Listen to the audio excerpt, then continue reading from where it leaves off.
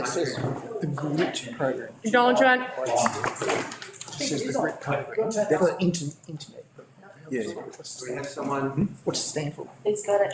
Can I get the acknowledgement? I didn't want to ask. Who's doing acknowledgement? Just a dirty little hat. Oh, it's nice. Cool. Do you want me to grab Sure, everyone can do it. Right, okay. Morning, councillors, staff, and guests. Welcome to our ordinary meeting for October. We'd like to begin with the country, and I'll hand over to Councillor Mill. Oh, okay. On behalf of the Procedural Council, I'd like to acknowledge traditional custodians of land which we're meeting on today, which is the Kabi people, and also extend that acknowledgement to the traditional custodians of the Gympie region, which is the Waka Waka people to the west, and the Budgera people to the coastal strip. I recognise their continuing connection to land, sea and country, and I pay my respects to the elders past, present and emerging, and I also extend those respects to any other Torres Strait Islander or Aboriginal people that are with us today, and their elders past, present and emerging. Thank you, Councillor Mill. I'll now hand over to Pastor George Miller from Victory College Church to just with a few words of wisdom and prayer. Thank you. Thank you, Mayor. Good morning, councillors and visitors here today. It's a great privilege to open the council in prayer when the church is being attacked at this very time. I just want to acknowledge the council of this region for honouring the Word of God and the Christian faith. And it'll always hold fast right through to the end. And it's so relevant today. Even now, all prophecies are going to come to pass through the Word of God as we do well to acknowledge God and His Word. So I just want to share a brief scripture, and the title is Looking Beyond Our Fears. Romans 8 verse 31 says, if God is for us, who can be against us? What the Apostle Paul saw is a world run not by rulers and armies or governments, but by the Lord. The prophet sees that this world is under the authority of God, and that God's power, the only power grounded in love, is what really protects us. To see with the eyes of faith is to see that God is at work in our daily life and in the arena of our personal battlefields. Circumstances we face, we can look beyond our short-sighted fears to see that God is with us and to rest in the certainty that the God who is with us is far greater than anyone who is against us. Let us open in prayer now. Dear Lord, open our eyes so that we can see you. Give us the vision to see your power at work in our lives and in our world. Help our mayor and councillors see that you are for them and will guide their decisions today to prosper our community. In your precious name we pray. Amen. And now we take a minute's silence for those that are grieving in our community and those who have lost loved ones as we stand. Thank you.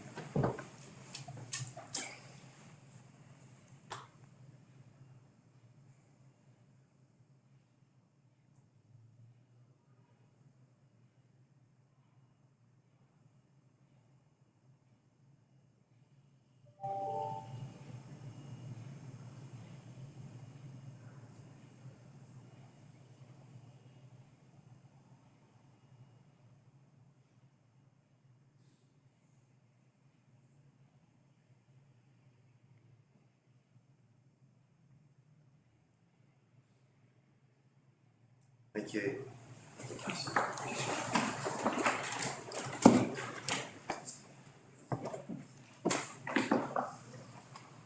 Any disclosures of interest, councillors? Disclosure of 1.3. 3 inch Mayor, I've got conflicts of interest or disclosures for Mayor Hardwick, Councillor Jensen, Councillor Deborah and Councillor Bill.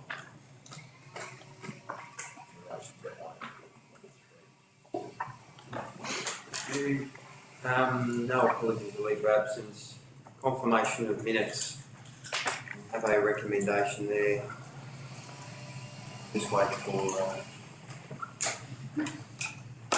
someone to move. Councillor Smoothen, someone to second. Councillor Jensen. All those in favour? Against? Carried. Thank you. No petitions before us today. We'll move on to section 5, item 5.1. We know to miss that.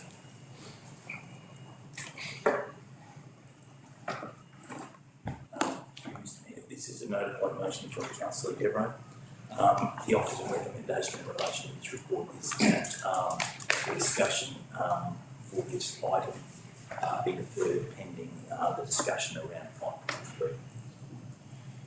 5.3. Is that a recommendation we need to adopt, or is it? Yes. Procedural motion to move it through you, Mr Mayor. Councillor Devereux? Can I just ask in terms, Mr Mayor, in terms of moving it around, that's something we've done before where we just push something like further out in. Why we have to vote on that? That's my understanding according to the standard. So have we not been doing it right in the past? Would you say, Mayor? I don't know, where do you want me to press this down? Oh, can I just get clarification on the procedural motion? Does it have Sorry, to be? I'm still going. Okay. Point of order, please. I think Laurel's got some information to add, which probably may help answer your question. Yeah, through you, Mr Mayor, the State Department has also advised us under section 30.5 of our standing orders, you make a procedural motion to move it to the other item 5.3. Councillor Can I Mills? just get the clarification? It says procedural motion while the debate is happening. Usually debates after the motion's been moved and seconded. So it has to go into debate to do this procedural motion. Is that correct? My understanding is this motion had been withdrawn and that we had notification from Councillor Devereux that it had been withdrawn, but the agenda had already gone out. I would suggest that we move it to item 5.3, regardless of how we do it. I think that was your agreement, Councillor Devereux, is that true? Yes. Yeah, so we'll, common sense applies here, we'll just move it to 5.3. If anyone has objection, then we can. So, through Mr Mayor, under 30.5, procedural motion that the debate be adjourned may adjourn the matter to a later part of the meeting or a future meeting. So what we're suggesting is under 30.5, the debate on this issue be deferred to item 5.3. But we would need a procedural motion Yes, that's to be right. moved. Yeah, that is the correct way to do it. Okay, so through Councillor you, Devereux? Mr Mayor, does that mean that when we've moved stuff around in the past, we have been doing that incorrectly in terms of our standing? Well, I don't think we have moved anything around. We've done it quite a bit. Never like this before. Sorry? I don't recall it ever happening like this before. Where we've moved stuff around, where someone's not been here and we're waiting for a staff member, so we move an item around. No, this one is, my understanding reading it. In a workshop, Yeah. in a workshop, we've gone from instead of 5.1 to 5.3. Not just in the workshop. Well, Anyway, it doesn't matter. let's We'll do it right now. Let's move the matter today. That's my question. That's is there debate time. Is someone willing to move a procedural motion that we, Councillor Smurden? Do we need a second on that? Yes. Yes. Yes. Someone to second? Councillor Devereux? All those in favour? Carried. Thank you. Item 5.2, another notified motion from Councillor Devereux. There you go, or Councillor Devereux. Yep.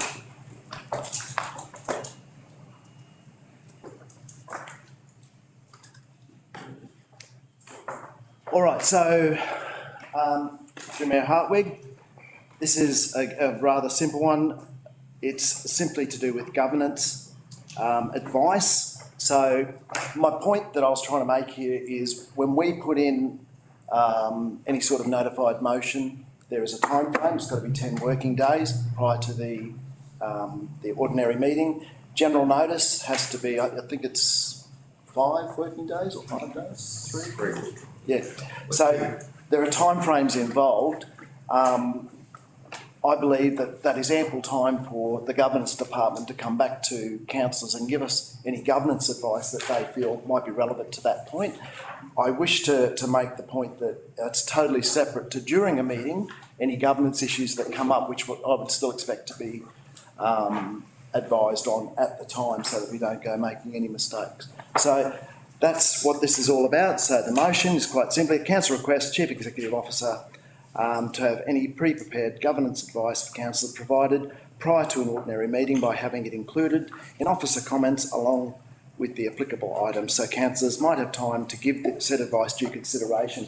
And part of that for me is when it comes to conflicts of interest, that's why we get so long ahead of an item, so that we can give it due consideration.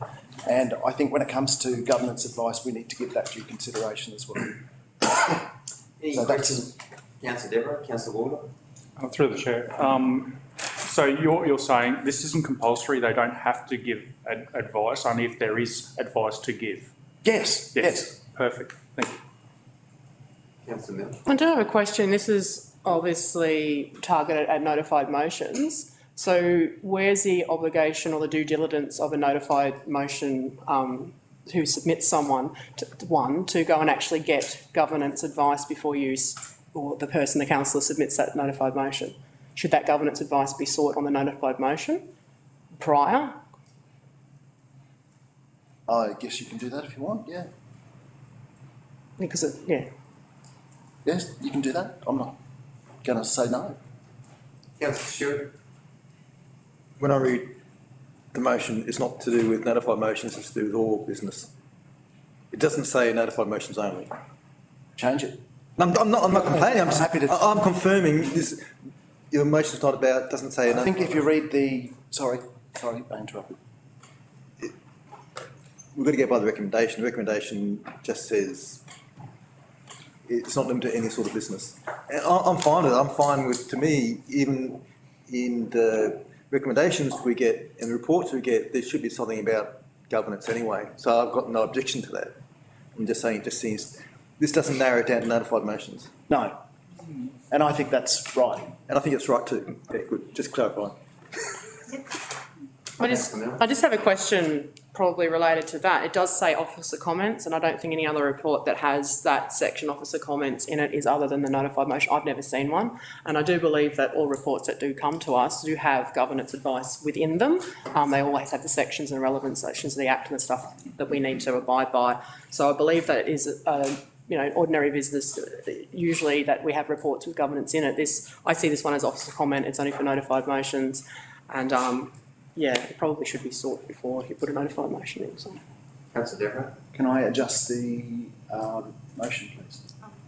Through you, Mr Mayor. The way I read the report is that there were also concerns about governance speaking at the time of the meetings, and I'd just like to clarify that in particular instances, the governance role is to make sure that the council are informed of legislative requirements and advice. Sometimes the discussions occur at the time, and because that governance process, and we talk about system of government under the Local Government Act, Public Sector Act, all the different things that the administration work under, may not have been followed, and that's to your point, Councillor Milne, that we follow governance advice in preparing reports, including budget implications, policy implications.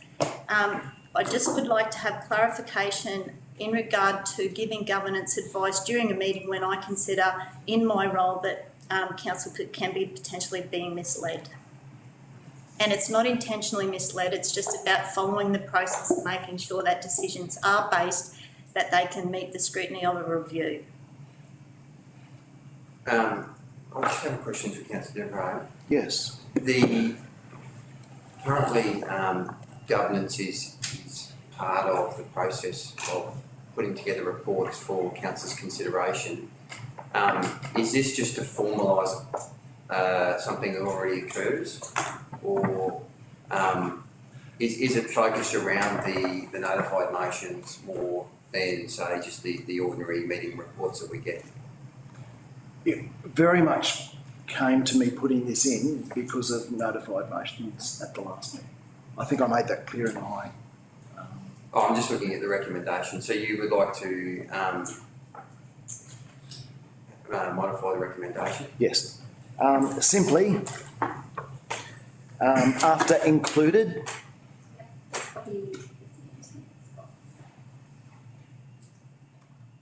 Obviously the original one there. Yeah.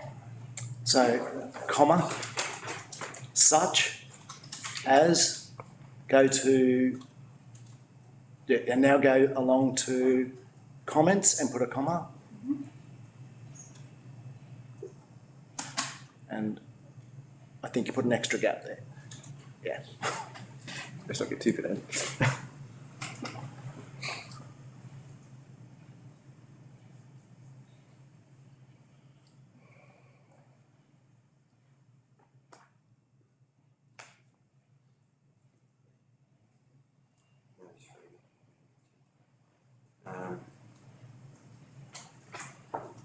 Councillor Mill?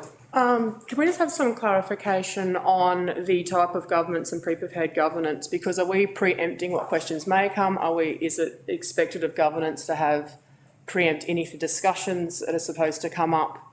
Or is it just on? I think it would probably relate to the information that's contained in the report and based around the notified motion. It's probably difficult to preempt what discussion may or may not occur. So if there was a specific issue with a notified motion where a portion of it may not comply with regulation, then you would expect that governance would provide that advice at the time of the report so it could be addressed by councillors. Is that a fair assessment, Councillor Denver? I would expect the advice to be provided before we came to the meeting. That's right, in the report. Yeah. Yes. So that, rather than after I read the motion, which is what happened. And it means that, so we've got a motion on, this is what I found. We had a motion there, then we got the governance advice, and then suddenly, instead of being able to view the motion in terms of the advice and take into it the considerations that are being presented and to look into it, suddenly it was all a bit of a... Yeah. So presented with the report. Yeah.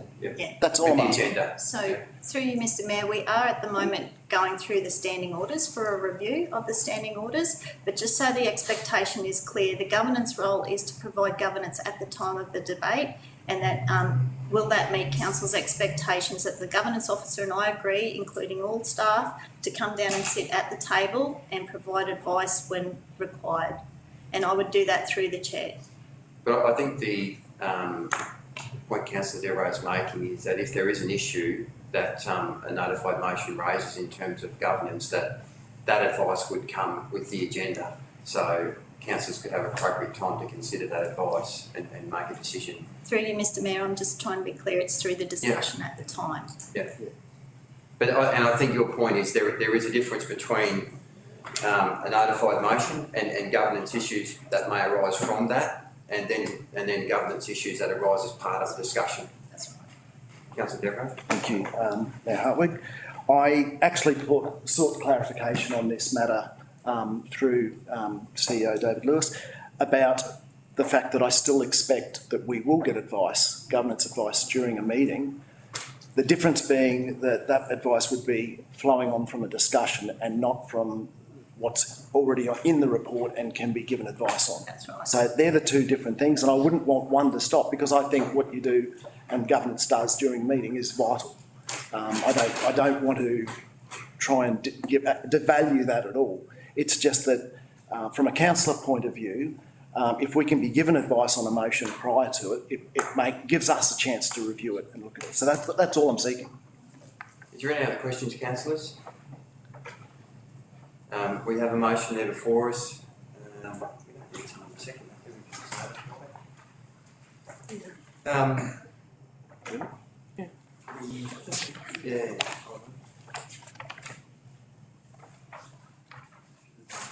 Someone to second?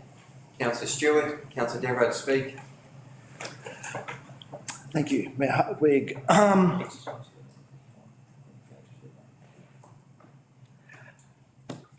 I would just reiterate that governance is vital in this role. I think you keep most of us out of trouble, so well done.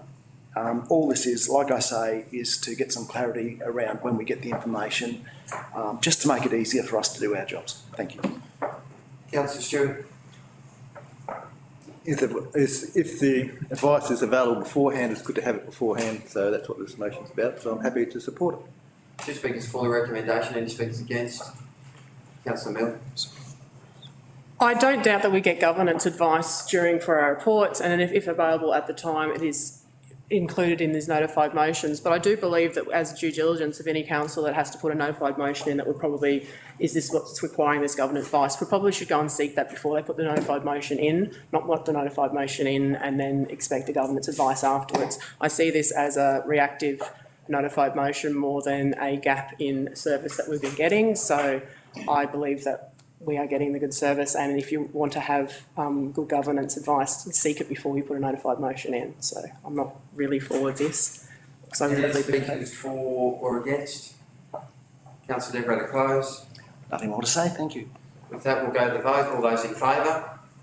Councillor Stewart, Polly, Baldock, Smurden, Hartwig, Jensen, Redmond. Against? Councillor Melville. Motion's carried. Move on to item 5.3. Post amendment to councillors' councillor portfolio policy, and I believe we'll also include discussion of item 5.1 at this time as well. Yep. Hand over to Mr. Lewis. Ms. Hush, thank you. Okay, so through you, Mr. Mayor, we've had a lot of discussion on the councillor portfolio meetings already. We discussed it at a workshop, and in the report it outlines what we had discussed and what arrangements we wanted to have, including who were portfolio or proposed portfolio councillors. You will see they are listed in item 1 to 8 on the table on page 2 to 3 of the report. The issue then comes around the schedule of informal meetings and what the expectation is of what the change is that councillors were after. And it was that there was to be an annual schedule developed for a monthly councillor portfolio meetings to be conducted on a Wednesday at Town Hall, alternate to ordinary meetings, so they were going to be occurring more regularly. The further requirement was that all councillors, directors and relevant senior staff be invited to the meetings with agenda items to be set by portfolio councillors, and this allows the opportunity for input from the community feedback that they receive. And directors and staff would also have input into the agenda items. Records were to be taken of the meeting discussions and outcomes and then distributed to all involved. So it's the objective was to be, and they're listed there in the report, but be more open and transparent. In the administrative process of that request from council for these councillor portfolio meetings, there are budget implications in the administration that it takes to conduct that meeting schedule, the agendas, note-taking, filing, any changes of motion. The governance team are at capacity at the moment, and if this was to be implemented, that would include the requirement for a full-time councillor liaison role. That position is already being considered regardless because of the increase in workload at the moment. The policy implications are that if every councillor is invited, then there becomes issues on the conflicts of interest and being able to determine the conflicts of interest and managing them appropriately. Council went and sought advice from the Department of State Development, Infrastructure, Local Government and Planning, and senior officers attended and had a meeting with us about it because we were proposing an informal meeting policy to deal with it. But because the council now has changed the way it wants to, and it can do that, we would have to follow a workshop or the standing orders for a workshop or a full council meeting. And that is to make sure that everything that the expectations was sought at the workshop could be done effectively and in accordance with making sure everything met governance requirements. So the resolution, the conclusion was that we could adopt portfolios as they are stated in the report, continue to manage it under the current policy, and then workshop further with council to make sure that we met the expectations of council in delivering these meetings. Any questions, councillors? Councillor Polly? The previous governance officer, Mr Hayes, I remember just said anecdotally to me that if you had 4 councillors up at the RSL having a lunch and we're discussing council business, that would be considered a council meeting because we're there talking about stuff. So when we talk about this coming to a workshop and suddenly it becomes a council meeting, is that because there's a minimum number to consider a meeting, or what if we're just down the road having a coffee? Is that a meeting? You know, where governance rules, I suppose. Yes, through you, Mr. Mayor. The advice was received that it changes the objective of or the purpose of the meeting when there's all councillors there. Normally at a councillor portfolio meeting, the officer gives a brief. But it was opening up, or the way that it had been written or captured as to what your expectation was that there was going to be more interaction, potential influence of the strategic direction of where projects were going. It just opened more discussion. So if we could manage it in a way that it still had the purpose of a briefing, then that would be fine. It's when we get into the area of conflicts of interest, potentially having more interaction with staff members and reporting back, and the conversation being let without governance structure could potentially turn it into more of a workshop and a standard meeting. I think too, if all councillors are invited, then it sort of falls back under an old committee system. And the committee system, other councillors do have that, but they have a strict, it follows the standing orders, and you have staff attending. So I don't understand Mr Hayes' advice to you on 4 councillors having a coffee and that's considered a meeting. I'm not sure what he meant by that. Well, in this situation, if we're at a portfolio meeting and there are 2 portfolio councillors there, fine. It was open that other councillors could come uninvited to a portfolio just to sit in there. At what point does it become a meeting? If there's 2, is there 3, there's 4? I just understand when does it change? Or if all of us are there and we all shut up and say nothing and just listen to it, is that okay? I think if you invite all councillors, it's considered a meeting. But I'm not sure what the threshold. Maybe Sarge would have an understanding of the threshold. Mr Mayor, I think it's more about the staff being present and delivering a presentation to councillors. Yep. And in a relaxed environment, people can ask questions and then that's where there is potential risk, just a potential risk that could the governance risks need to be managed in a way that can still meet that they're not getting led strategically down a different path with their projects, that it is formal part of council, formal part of a workshop and a standard meeting.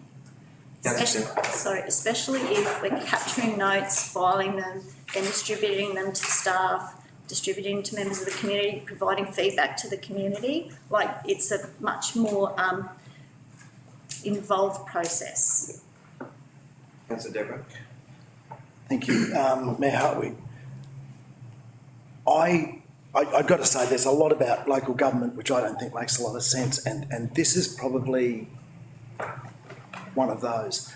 It is one of those, because I would think there is more risk where we have a portfolio with one councillor having a fairly casual, relaxed conversation with staff, more chance that they will direct staff in a way that then no one else at the table knows than if we've got multiple councillors there and it's a relaxed conversation, but at least then everyone knows if someone's trying to direct staff to do something. I just think the risks are lowered, not heightened, when you've got more councillors at one of these meetings. So to me, this makes no sense. I realise if it's legislation, all the rest of it, we have to abide by it, but I don't know what they were thinking when they wrote it up. I don't know the logic behind what they're saying, because to me, that logically it doesn't make sense, and I don't know that you can explain it. So, through you, Mr Mayor. Yeah. I think it's really good that the council want to step change and have more transparency, and we are all for that. And like I said, we had prepared an informal meeting policy, but it didn't quite meet the risks that have for staff in answering questions, or even the inability to know who's coming, who's not coming when it goes out. The conflict of interest was probably the bigger risk to manage. But this is why we can go to a workshop and work out exactly what your expectations are, and then we can go back and have another look at it. Like, we adopt the portfolios as they are in the report, but we can workshop it to meet your expectations. Like, to me, this is a step change of how you want to do things, and that's fine, but we also have to make sure that it meets the legislative requirements it meets transparency and also protects staff and any conflicts of interest yourselves in what happens at those meetings. Just a question, at what point, as Councillor Polly's asked, at what point and what number does it go from a portfolio meeting to a formal council meeting? So I think that's just, you know, that's one of the struggles we have as councillors, to understand if the structure is the same but everyone's invited, and the department's saying as soon as you invite everyone it becomes a formal meeting. No, I think that on the example that you provided, Councillor Polly, it's not that no staff are at your meeting with councillors, and it's that interaction with staff and in protecting the staff and making sure that they are, not that there's going to be anything untoward happen, but it's just more of an expectation that at a councillor portfolio meeting, staff provide a brief. If it becomes a list of, like, you know, in a reasonable person, you're sitting there with a number of councillors asking questions, the conversation then could be turned into something else where the risks become, they happen. So in managing that, we would go under a structure that's a little bit more formal. So I'll just go back to what number does the department see that? Because you could have three councillors on a portfolio, they have a portfolio meeting under the current arrangements, and yet if we're all invited and we have, what I'm hearing is if we're all invited, we have an agenda and notes and we sort of set up a quasi-structure, then it tips it over to the point where it's considered a committee meeting style and we have to have standing orders abided by. Where is there any room, or what's the department's expectations around the number of councillors that can attend, so we don't tip it over and make it too restrictive, but we can still engage as broadly as we can with the council group? Yeah, I will clarify that, but I would imagine that any meeting where there's a staff member present, it becomes a council meeting. So regardless of if it's one or two, as soon as there's a staff member there, it's just that when there's more councillors there, it changes the dynamic and the interactions with staff. Through Mr. Mayor, I think the issue is it's about the formality of the process when agendas are being set, when there's actions coming on that meeting. It then dates on the formal council meeting, whether it be a meeting or a workshop, and then we need to follow those standing orders. We can seek further direction from the department and maybe come back to a future council workshop on where they see those thresholds being met. Councillor Stewart first, and then Councillor Spurgeon. I think the word formality is one of those critical words, because all us councillors, or most of us councillors, will talk to the directors during breaks in this meeting or other times about different issues. I've had issues with the director and manager in regards to roads.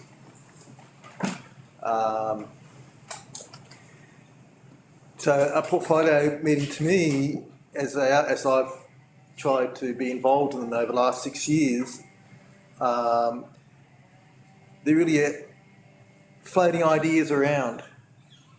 They're not trying to give direction. They're staff saying, we've got this idea, and I might say, I've got this idea, and you chuck ideas around, and I guess it's more food for thought as well as being a bit of briefing about what's happening. I think the proposal then moves to a very formal structure, and where very formal decision making gets made, perhaps, or looks like it, and I think that may be where the boundary is. And I'm struggling, and I think we're all struggling with how do you define all these different sorts of meetings that we have, and they're all vital, and what's the best way of doing it? I don't like the idea of having a meeting where, portfolio meetings where all councillors are invited, because it then defeats the purpose of that, just throwing ideas around, having thought bubbles. You lose that freedom.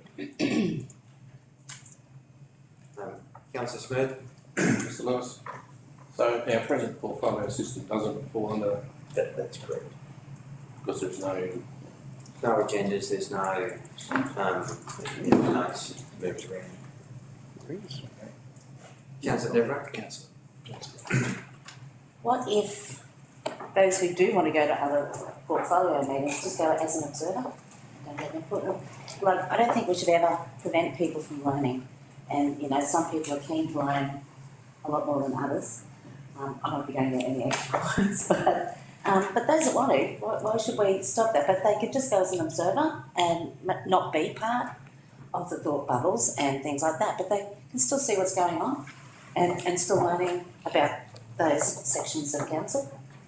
Is, in the advice from the department, would there be any issue with that? I think we would have to take it back to them, but it was really what was the purpose. Their question was what was the purpose of every councillor wanting to turn up when a portfolios had already been decided, and the reason for the portfolio councillor is that they have a special skills or interest set in that. What was the purpose you're wanting to achieve? And I think you just addressed that, councillor, is because you want to learn more about what's going on. Is that right? Well, I wouldn't mind if somebody came to my portfolio meeting as an observer and we just keep doing our normal thing and the observer learns about our facet of council. Councillor Milne? Part of our current portfolio, I think it's policy, actually says councillors should be talking to other portfolio councillors about their portfolios. So I'm seeing this system kind of takes away that type of communication because you can just turn up and actually not engage the other portfolio council directly outside of the meeting. So I'm just seeing that we're not probably doing that as councillors enough, actually discussing portfolio matters over a cup of coffee or whatever, because it's not really a meeting, it's just trying to liaise with those to get more understanding, especially if your portfolios cross over. And we're also not reporting back to council as we should be a lot on keeping everyone updated. So attending other meetings, it could get a little crowded and a little bit busy in those meetings for staff. And from my experience, it is about throwing those ideas, but it's a high level strategic and risk. So that's where my mindset is, and I'm always asking those questions and going back to whatever we've got or what we're trying to develop. You can't give direction. So I've never really given direction per se, as in if a question comes up, it's just where does it relate back, and I ask those questions. And then everything that's been a big thing from the portfolios I've had has always come back to council to workshop. So I'm just seeing this as I don't know, I don't see the purpose in it really. Councillor Deborah? Thank you, Matt Hartwig. Just a couple of points I'd like to get to. First of all, when it comes to portfolio meetings at the moment, there is an agenda which is sent out. There are notes taken by staff, and you can say there's no direction given and call them thought bubbles or throwing ideas, but staff absolutely take on board what's been said. So to an extent, I disagree entirely, and that's part of the issue I have with portfolios, with everyone not attending, is that there can be direction given however you want to frame it. And as for, contacting other, you've never contacted me once. I don't think anyone from another portfolio's ever contacted me in regards to a crossover. And I certainly don't think I've ever contacted anyone. I haven't contacted anyone else. So that stuff's not happening, which to me lends itself even more so to trying to get up as many councillors into a portfolio meeting to listen and learn and see what's going on and know about what's going on in the region and the stuff that we're going to have to vote on. So for me, it's not about the ideas, throwing ideas or thought bubbles. For me, it's about learning about the different areas in council so I can make better decisions. Thank you. Well, just to clarify, I think there is a difference between having a conversation with staff and discussing ideas and giving a direction. Staff may take on, because it's a strategic discussion about the organisation's direction for the region, they may take on some of the suggestions. But I don't think that is considered direction. And I don't think, we all know councillors aren't able to give those directions. But, I know we've had, in our portfolio meetings, we've had good discussions around different ideas, particularly around waste. Where does council want to go with FOGO, and thrash out different ideas there. I don't consider those a direction because they haven't come to council for consideration, but I know we'll get some stuff into the future. But I mean, it gives the staff a good indication of what we're thinking, where we want to go, so they can focus their time and their efforts on those things. Councillor Deborah. Thank you, Mayor Hartwig. But again, give them ideas on and stuff, but it is a direction. Even if it's a casual sort of, it's just on your phrasing. To me, if they take what you've said in a meeting and go that way, you've given them direction. I just, there's no other way for me to look at it. I think there's a difference between, say, Siri saying, you know, take the next left, and someone sitting beside you and saying, you must take the next left. If you're having a conversation around opportunities in the you know, FOGO, for example, with different compost styles and what we could do to reduce our, you know, use of airspace, and you're expressing that there is an appetite with a group of councillors to pursue that and achieve a better outcome for the region. That's very different to saying, I want to utilise that piece of machine for this type of compost, which is very much a prescriptive direction on what council on staff must do. Giving them the thought bubble or the concept of, we want to do stuff with FOGO, and whether it's windrow composting or other types, they can then go away and evaluate that and present information to council so we can decide on what's the best outcome for the region. Yes, we're talking about the strategic direction, but you're not giving it an instruction to say, you must do this, you must do that. Councillor Deborah. Oh, sorry, Councillor Fredman has been waiting there. Yep. I'll come back to you. Thank you. Mr Mayor, I just want a right to attend portfolio meetings. Simple as that. I don't need to be invited, I just want a right to attend and listen.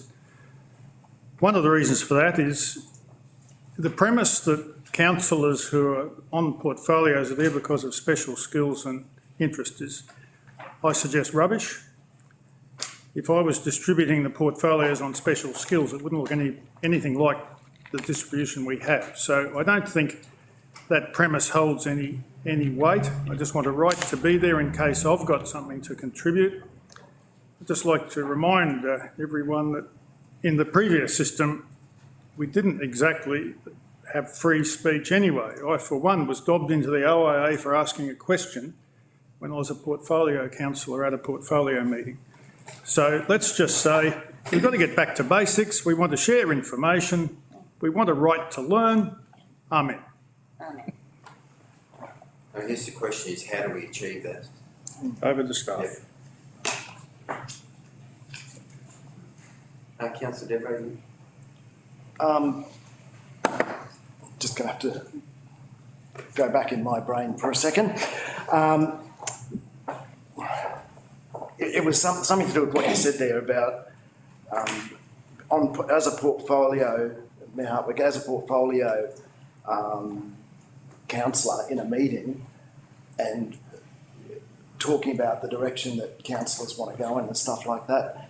The issue I have with that is that I don't know that everyone around this table knows where I think we should go in terms of that, or what I think would be a good idea and what I'm likely to be keen on.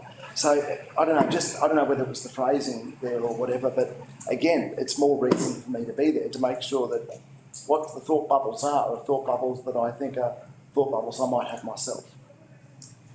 Well, it's actually the thought bubbles that council have in general. So it's not about any particular individual. I think that the topic here is, how do we facilitate those councillors that want to come along and see what's happening, to be a part of that process without tipping the scales over to a point where it becomes so legislatively bound that we end up creating extra burden on staff, and also fall into the trap of having to follow standing orders.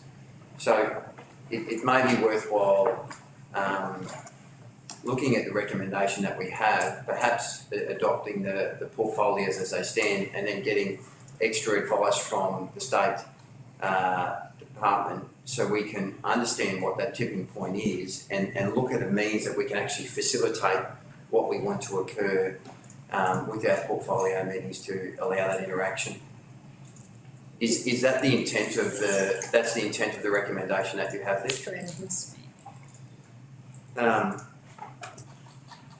Any more questions, councillors? Councillor Smith? Councillor Devery, you expressed concerns about you not being present, but there is no decisions, nothing's adopted in a portfolio meeting. If there is something talked about in a portfolio meeting, it comes to council if it needs to be adopted by council. It's voted on by all councillors, so, you know, I can't understand. Well, because, okay, sorry, Mayor Hartwig, if I could respond to that. That recommendation is still based on some sort of foundation, some sort of starting point. And what I'm saying is, if we're not all there at the starting point, how do we know what other options would have been thought of, or do you know what I mean? It's like we've had things come to us where it's a recommendation, but if we've only got a choice. We've seen it.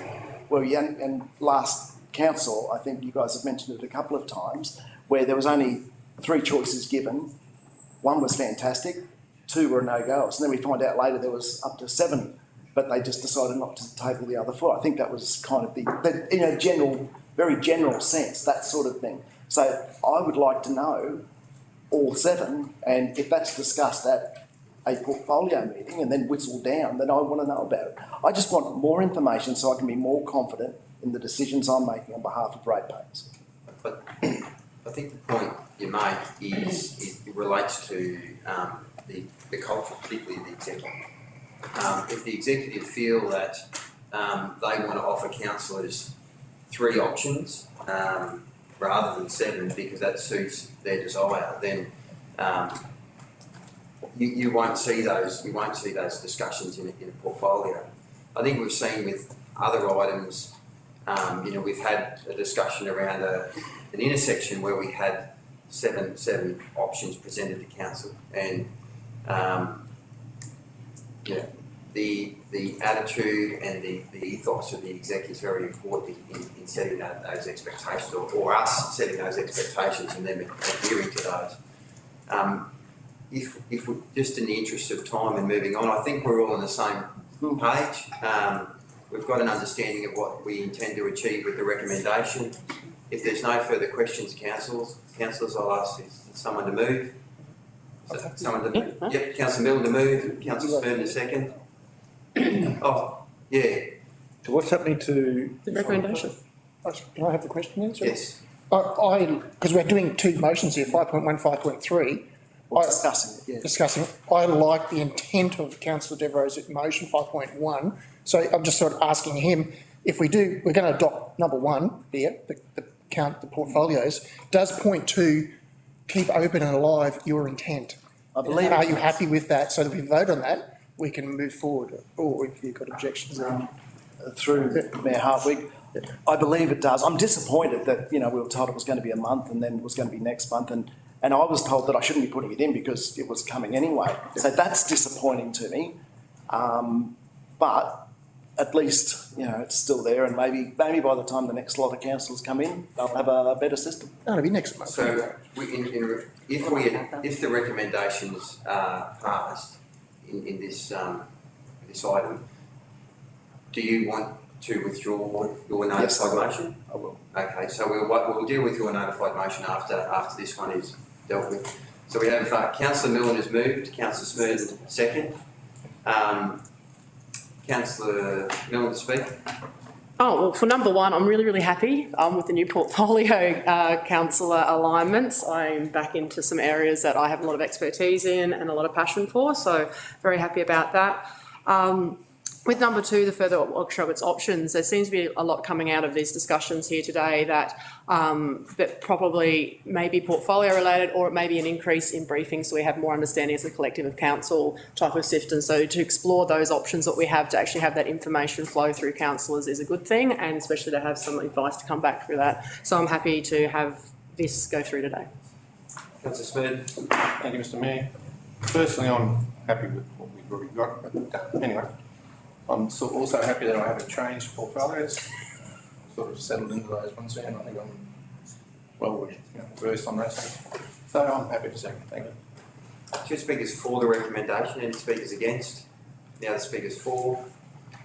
Councillor Milne to close. I'd just like to support what Councillor Smurden says. I'm actually quite happy with the portfolio policy as it sits and the system that we've got now, but there probably is some gaps in the external how we exercise information flow through councillors. So I'd like to see how this explored further. So happy to move the vote. With that, we'll go to the vote. All those in favour? Against? Carried. Thank you. Item 5.4, operational plan. 5.1? Do we got to deal with 5.1 at all? Or is it gone? How do we deal with that? Or is it just withdrawn? Oh, It's Just just, withdrawn. Related to, it's withdrawn. oh, sorry, yeah. Are you comfortable to withdraw your Yes. notified motion? Thank you, Councillor Deborah. So we'll, That's it, that's right. been withdrawn. We'll move on to item 5.4. Yep. Operational plan quarter one update. March again. Through you, Mr Mayor. Take the report as being read. The operational plan for quarter one reviewed it against the items and outlined in the report some that need either to be extended or work is continuing. I'd like to say that this report shows the coordination across teams. This report was prepared within the 10 days after the end of the month from all managers, and the senior leadership team have really pulled together and are following the strategic plan and implementing the objectives of the strategic corporate plan. Are there any questions on the report or any of the items? Any questions, councillors? We have a recommendation for us. Councillor Milne to move, someone to second. Councillor Frederick, did you put your hand up? Did you scratch your head? Comb your hair. Which one? Someone to second. Oh, Councillor Stewart. Councillor Stewart, Councillor Milne to speak. Question. Oh, he wants to ask. Councillor Stewart wants to ask a question. Don't worry. No, you can ask a question. So you do have a question, do you, Councillor Stewart? Oh, yeah, sorry, I'm just a bit slow. Items 26. Second that. Items 26 and 28, it's just got ongoing work program, which to me is a bit inadequate. So it's probably a bit hard now to expand on that, but it would be nice if that could be expanded on a little bit. Through you, Mr Mayor, we could go to the Director of Community Sustainability. Item 26 and 28. 28 think. is, yeah, 26 and 27, sorry. yeah, 26, 27.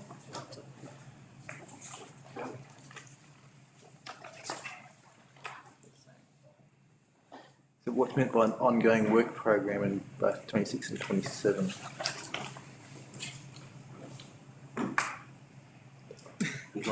Yes, please, Mr. Yeah. Ernst.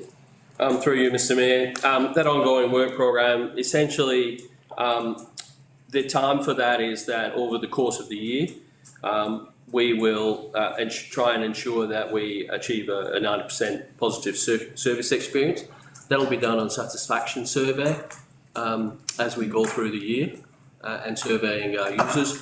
We haven't done a survey at this time, but we are recording complaints and compliments. And at the moment, the documented compliments probably outweigh the complaints, but we'll identify through the survey how that works. There's not really, I guess we probably could have said something better than ongoing work program, so we'll take that on board if that's okay and address that for future, just to give a little bit more detail around that. Does that answer your question, Councillor? Yes, that's good, thank you. Any other questions, councillors? Someone to move. We've got Councillor Milne to move, someone to second. Oh. Councillor Stewart, Councillor Milne to speak. I like this operational plan, and the update I find has a lot of information in it, and it just shows that our strategic progress is moving forward through the first quarter. Thank you very much, Mr Burns, for the explanation on that one. It's probably the only one I did have, but now I understand it's actually over time. You can't really give, for 5%. There's some great art and cultural projects. I love seeing that list in there. They've smashed them out of the park there, and the community engagement stuff the community development team are doing, so it was really good to see. I was confused when we did it with the IT with the apps, but then the council we called logbook apps, so I thought that was pretty cool.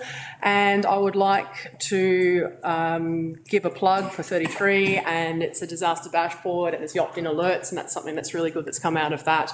And so moving forward, I'm excited to see what else we're going to get out of this operational plan this year. It's 25% in. So Through you, Mr Mayor, since the development of this report, we've also developed the draft flood recovery plan, which will be going to the local disaster management group on the 8th of November and then coming to council. That's looking really good, and we've submitted funding for a grant application as well. So that was a big bulk of work through working with the community, vulnerable groups and all different people to have input into that plan. So it's working really well. Councillor Smith. Sorry, Stuart. Thank you for the compliment. I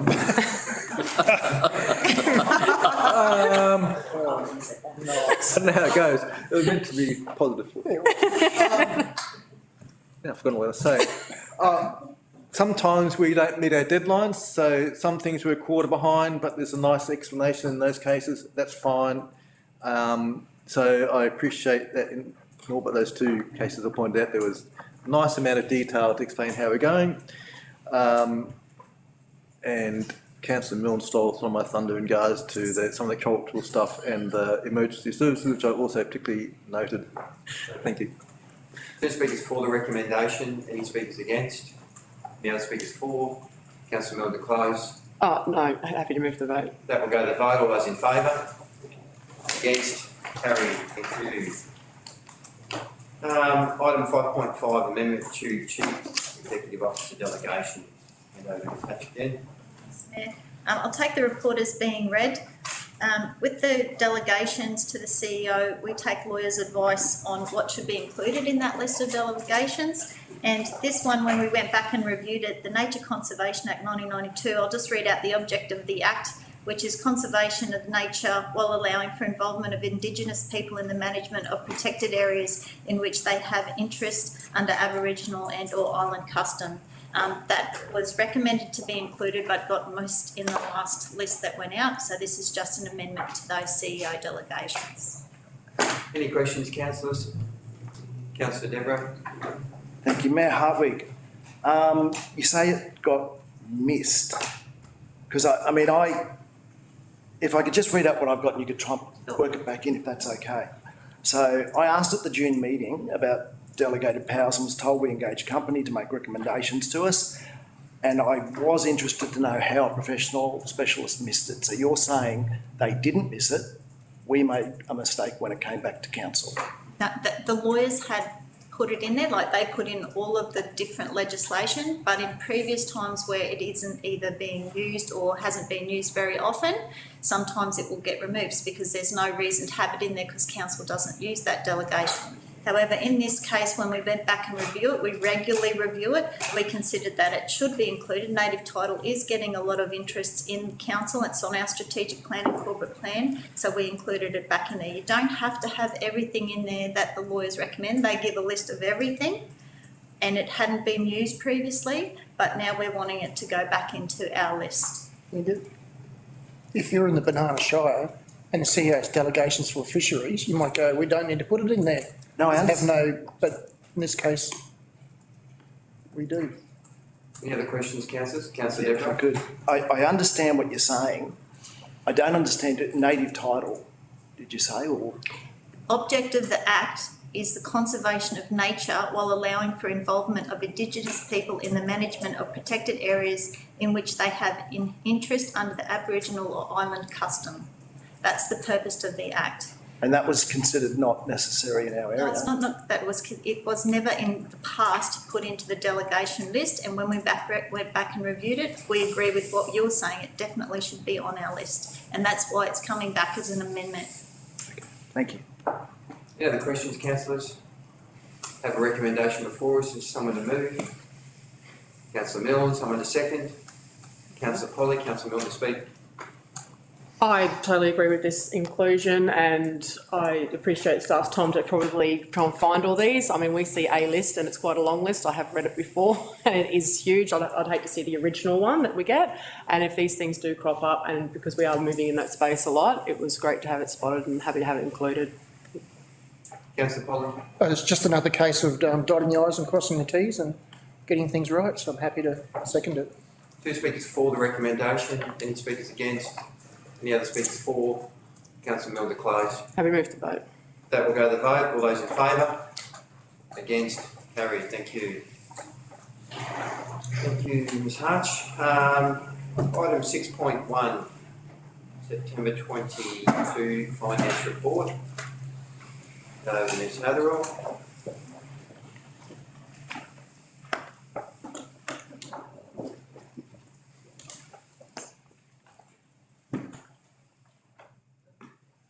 Good morning, Mr Mayor and councillors. The September finance report is our regular monthly report. This one details our performance to the end of September compared to the budget that was revision that was adopted on the 24th of August.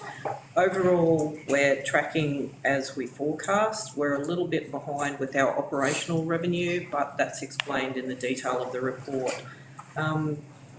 Highlights of the report.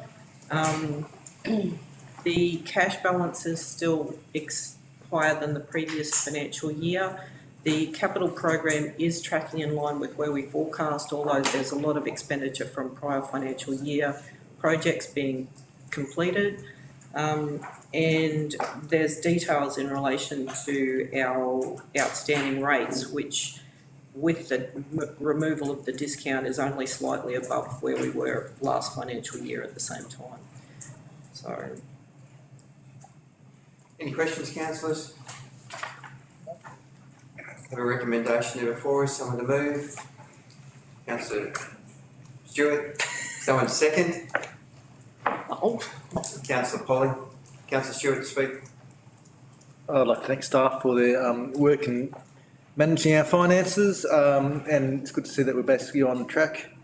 There is, I guess, a bit behind in the operating revenue, but it's only it's not nothing major at this point in time, so it's good. So I'm happy to move. Councillor Polly. There's nothing really further to add. It's good to see that we're up to date and steaming ahead. 2 speakers for the recommendation. Any speakers against? Any other speakers for? Councillor Stewart to close. Nothing further to add. That will go to the vote. All those in favour? Against? Carried. Thank you. Item 6.2, first quarter budget review 22-23. Over to you, Mr Evans, Ms. Hatherall. Mr Mayor and councillors, this is part of our maintenance and management of our financial position during the financial year. The intention is to make the budget a living document. It's responsive to the environment and the various implications that as we move through the financial year. This budget review does increase our operational surplus slightly. We've had a very detailed review of all of the capital program with our project managers and the responsible budget officers for those particular projects. In light of the fact that we're rolling out the Queensland reconstruction works, the restorative works, there have been some projects which have possibly been pushed out for some of the milestones of those project timelines. The net increase is about 3.2 million or thereabouts of the capital program, but you'll note that there are some projects which have shifted out into the following financial year. This is based on the information that's been provided during these meetings with the project managers, and it's to try and reflect a realistic expectation of when we'll start delivering those projects. The focus is on the recovery program at the moment. There is also, I note that we've had a look at the office accommodation project. It has a title change because the project team has come back and said that the priority at this stage is to update the office accommodation at John Street. I believe the staff are actually working in the old water and sewerage shed. So the whole of that $500,000 will be spent on that project to actually give them some office space that's workable and is suitable for office accommodation for staff. The other 2 projects, I believe, will be scoped and will be looked at later on, and that's the work for Mary Street, for making that a fit-for-purpose office accommodation, and for some upgrades in this building's technology systems and stuff. So that's where we're up to. The actual long-term sustainability ratios are not significantly impacted, and there's a little table in the report that shows you that those ratios haven't changed significantly from the original adopted budget. So Any questions, councillors? Councillor Freedman? Just talking about your sustainability ratios, I do question how we could get a yellow square and a red square on the asset sustainability. In theory, they should be cumulative, which means once you're over 100%, it carries on the next year, and the next year. I don't know how we can basically get such poor marks when you've got 2024 being 180%. I just question, are we carrying the excesses forward? In which case, it means we're doing no. If we're not, it means that we're not giving a true picture of our assets. If we are, I question how we could get bad marks, given that we've got 180%, 122%, 112%. Through you, Mr Mayor, these ratios, when we start moving past the first 3 years, do rely on information that we are putting together at the moment. So a lot of the staff are still working on proper asset management plans. Those asset management plans will be reflected as part of the budget, and it's also the model's interpretation of new versus renewal in the asset sustainability ratio. I believe that a number of government departments, including QAO, have done some work around the appropriateness of these sustainability ratios, and there is a recommendation that they be changed somewhat so that we get more accurate information in future sustainability ratios. Through you, Mr Mayor, it doesn't accumulate because it's an annual capital expenditure, and it is the allocation of that between new and renewable that then calculates the sustainability ratio in that year. Any other questions, Councillor Polly? So just trying to understand, you've increased the capital works by 3.2 million because you've got stuff coming in, that's fine, and I expected that, and then I was expecting that, you know, this time next year you'd be going, oh, sorry, we've got to defer it because we're not going to get it happening, and you've already said you're deferring some of the projects, but you haven't reduced the capital works? You've kept it up 3.2 million? Through you, Mr Mayor, there are a number of projects that have been brought in, for example, Southside Sewage, which wasn't included at all. There are some significant projects which we've said will be deferred, but the overall net increase, there is an overall net increase because what we're adding. Okay, so there's actually more than 3 million's come in, but you've sort of deferred, so brought it back to 3 million, right? That makes sense. Any other questions, councillors? Councillor Deborah? Thank you, Mayor Hartwig. Just before I get to my question, I would just like to make a point that it is difficult in these reports when words aren't explained for us laymen. I know that in the bank we used to call it, you know, you couldn't go and talk jargon. You couldn't even use TD when you were talking about a term deposit with clients. You had to say term deposit. You had to explain things properly.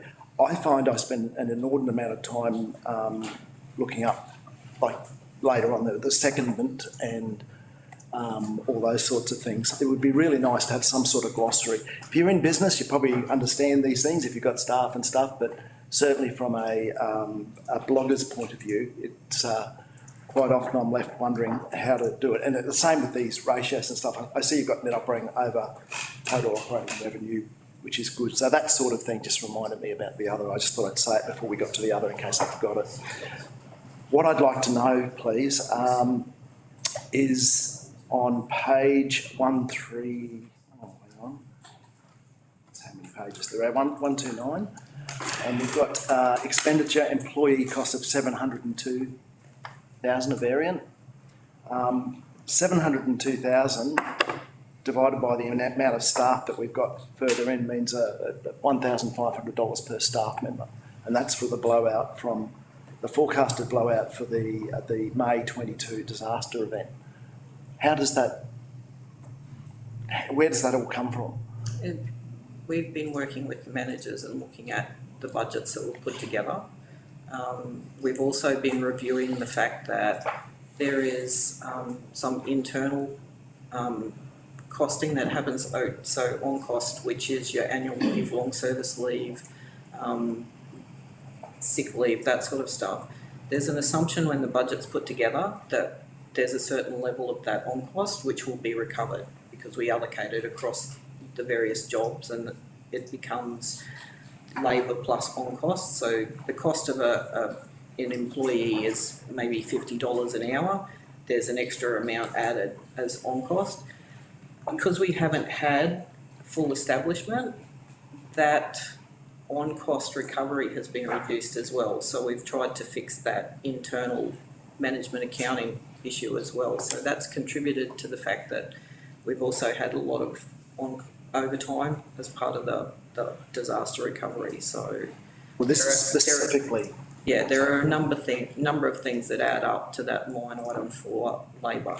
So there's superannuation as well. So all of these things add up to that one line.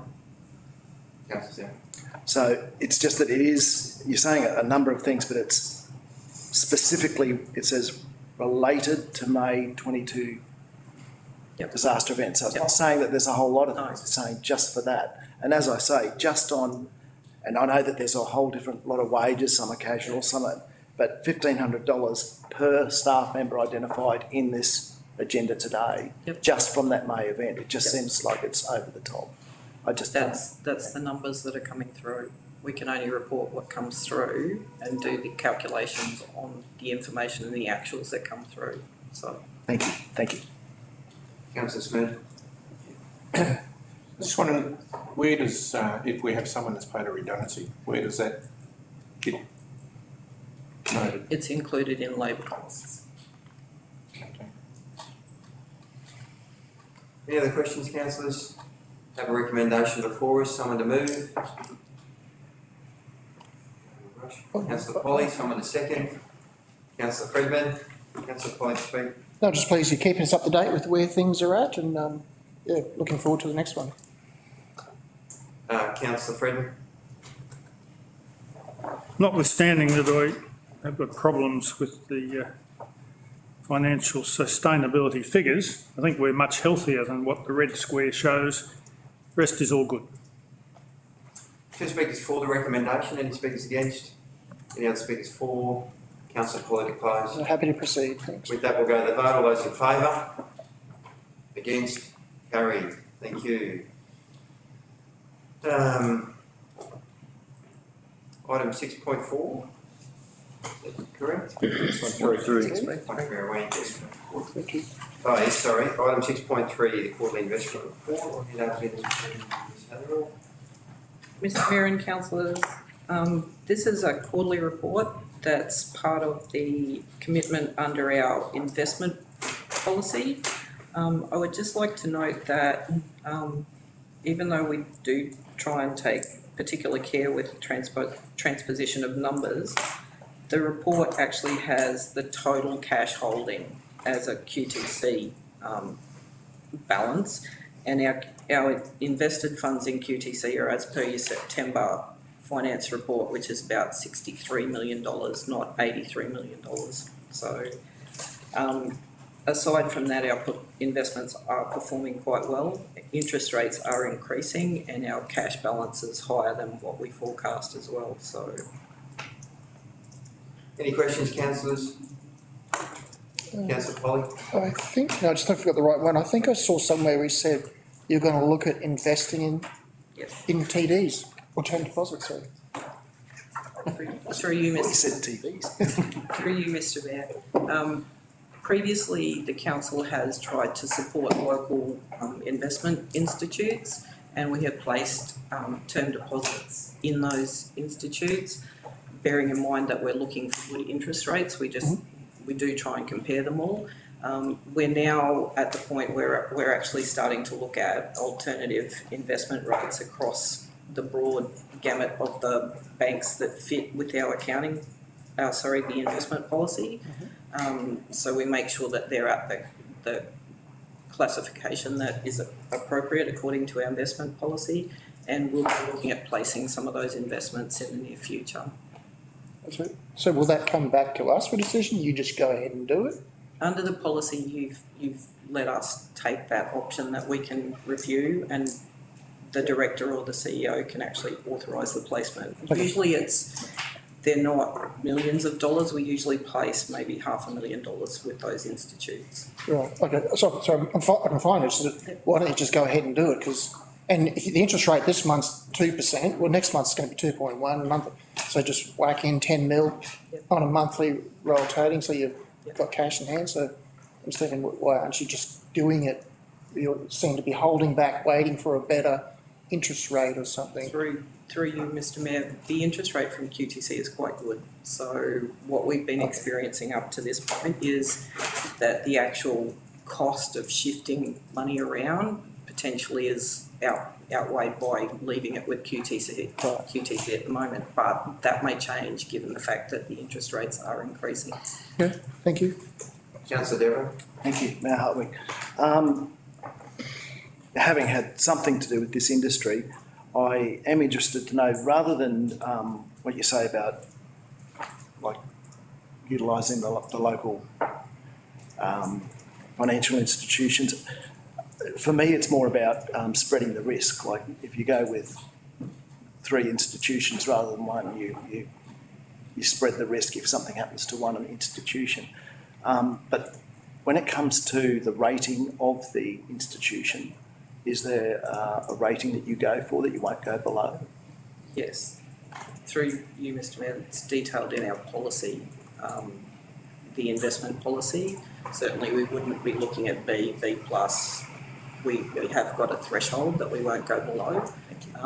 And previously we have had, 4 or 5 different investments across the major banks, but the local major banks and, the smaller banking institutes. Through you, Mr. Chair, the policy actually indicates in terms of risk that we won't invest above a certain percentage with one institution. Yep. But we won't invest above a certain percentage of that category of institution, say triple B.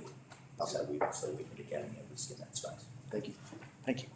Councillor Paul. This may be a question to you and the acting CEO, because a couple of years ago we were broke, we didn't have any cash, and I know the problem is sometimes when investors come to town to council for help, the council like, well, we don't have the money to help you, you need to do it. So we're obviously, this report shows that we're doing well and we're getting better. So at what point do we say the negative effects of the past have been corrected and we're going ahead? We have cash now and all things are good. Like, we still seem to be hanging in the past problems. Are we, at what point are we like, yep, it's great, we've made up for it, we're going ahead? I think it's great to be a number of years away. We need to get our daily cash balance up to meet the expectations of that 3-month trading. So we need $30 odd million in our cash account before we're sort of at a threshold where the state is happy with our financial position. After that, I think we'll all accept that there's significant investment in our region that needs to occur. Particularly around our sporting field, so it's getting that cash balance up so we've got the threshold that we can actually work with and make an investment will mean that I think most councils in the future will probably try to maintain that minimum and reinvest any extra funds that they may have. So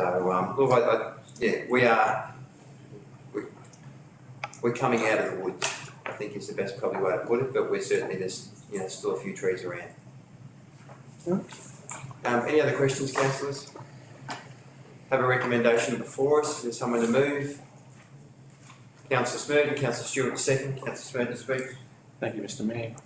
Pleases me greatly to see our current financial situation. As Councillor Polly just stated, we are improving, but we still have a little way to go. We need a brush cutter to get rid of some of that extra timber. But no, we're doing well, so I'm happy to move. Councillor Stewart. Yes, I do remember that we do have a policy which has a lowest level that we can invest in terms of credit ratings of institutions. QTC is AA+, so you can't get much safer than that. So yeah, I'm happy to second this report. 2 speakers for the recommendation. Any speakers against? Any other speakers for? Councillor Smurden to close. Happy to move. With that, we'll go to the vote. All those in favour? Against? Carried. Thank you. Through you, Mr. Mayor, whilst we're still in the finance realm, there was a question on notice from the last meeting in terms of the acknowledgement of country on rates notices and whether we would include in the address both the existing address, but also an address that indicates Indigenous country. So our staff have gone out to pretty much the local councils and have had responses from 3, which indicates no council, so the councils that have responded, no one is currently including Indigenous addresses in the address block. We've gone to our systems provider, which is the system that we're replacing with Technology One, and the current address block is limited to what we can currently provide in terms of the existing address. So the ability then to change that is limited. The recommendation from staff is it would be too big a change to do in the existing system when we know we're replacing that existing system. We can, however, put a footer or a header on the rates notice that does acknowledge country, and we'd be happy to go down that path. Is that something that will come back in a report, or are you looking for a direction there? I'm just basically, the question was, can we do it? And the current advice is not in the existing system. Bring that back to us as a report to councillors, yeah. Okay. Thank you for the update anyway. It's not a discussion. I thought we gave, I just want to look it up, I thought we gave direction on that point last time. I thought I asked the question. I asked the question. I think I asked the question whether our systems could do it. The question I noticed. Yeah. So thank you. We'll expect a report soon. Thank you. Item 6.4, the procurement panel, September. Through you, Mr Mayor, it's been a very busy period. So there's a number of procurement reports to council which reflects the volume of procurement activities which supports the budget review and the increased capital program. So 6.4 is the normal procurement panel report, which reflects the various meetings that we've had, both flying minute and direct meeting, and just draw councillors. So the recommendations are fundamentally to note the minutes of the meetings, but there is a recommendation which relates to with our flood and storm damage caused by the January, February and May events, we have our insurer basically appoints a constructor to undertake that work. We sought legal advice in relation to do we have to, because it's fundamentally the insurer is doing the work on our behalf on our assets, whether we have to basically approve the procurement of, in this case, North Star. And the advice was technically yes under the legislation, but an approach is if we put them on the specialist supplier list, then it's an exemption under section 235. So the recommendation there is, even though the constructor is doing work on behalf of the insurer, not council, but it is on council's assets, therefore to ensure we are compliant, the recommendation there is for them to be added to the specialist supplier list and therefore through exemption under the Act. LGAQ has identified this as a problem across in disaster events where effectively you have an insurer doing work on council's assets as part of the flood recovery or disaster recovery. And they will be seeking the state government to amend the legislation to have that as a further exemption. Just a question on that variation. Is that related to Kane Constructions? Is that from insurance, is it? That's the insurance claim you're talking about? This particular one is the storm damage This isn't Kane, this is North Star. Sorry, yeah. It's the Kane is one of the next ones. Right. Councillor Spurgeon, you have a question? I see we approved a tender from John Deere for the delivery of 1 tractor plants. Is that, what's going to be the use of that John Deere tractor? Through you, Mr Mayor, I'm not entirely sure. Maybe Mr McGowan might know. I just think it seems a hell of a lot for a tractor that's going to do some slashing if that's what it's going to be for. I know in the past we used to go, 80 horsepower tractors, and seems a lot for a tractor like that.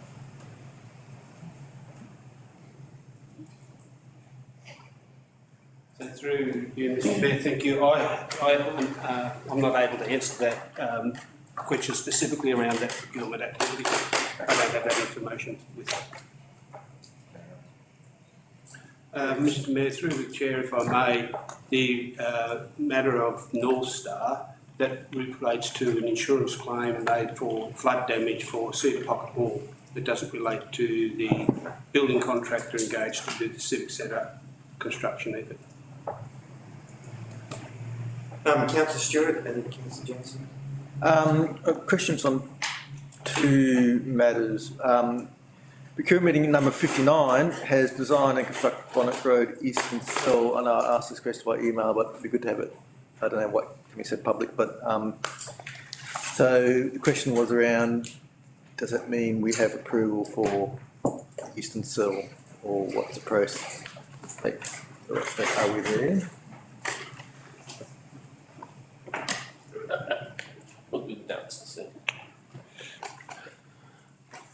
You okay for me to answer, Mr Mayor? Yeah, sure. Yeah. Through you, Mr Mayor. Alex Stengel is here if we need any further information. But essentially, we've been in ongoing communications with DES, Department of Environment. They have been very positive with us regarding the process for the Eastern Cell, but although we have submitted, we have not yet received formal or informal approval for that Eastern Cell yet. Through you, Mr Mayor, we made a conscious decision to go to the market prior to approval so that the end-to-end time to be in a position to construct the Eastern Cell would be not waiting on a procurement outcome. The tenderers have been notified that it is pre-approval. My second question, Mr Mayor, was regards number 60, meeting number 60. The Murray Valley Rail Trail putting out release to market for stage 2 and 3 of the feasibility study. Does that mean that stage 1 of the feasibility study has been finished, and what's the outcome of that? Make sure you get plenty of exercise. Yeah. Not notice. It could be. Through you, Mr Mayor, that's a combination of Mr McGann and myself's teams. At this point in time, I can't answer that question. We'd have to take that on notice, if that's okay, but I can provide a response to all councillors. Thank you. Councillor Jensen. Number 56, so the $500,000 for office accommodation / reno / refurb, definitely not chairs, is going straight to John Street now, and we've got 242 Mary Street in here, so it's still being renovated. It's just not part of that 500 now. It's a different amount. Through you, Mr Mayor, I believe this flying minute was done prior to the budget review, identifying that the $500,000 had to be allocated to John Street. So thank you, through you, Mr Mayor. We've done a scope of works for the basically the internal refurbishment of 242 Mary Street. So that's going to market in order to potentially engage a contractor to do that piece of work.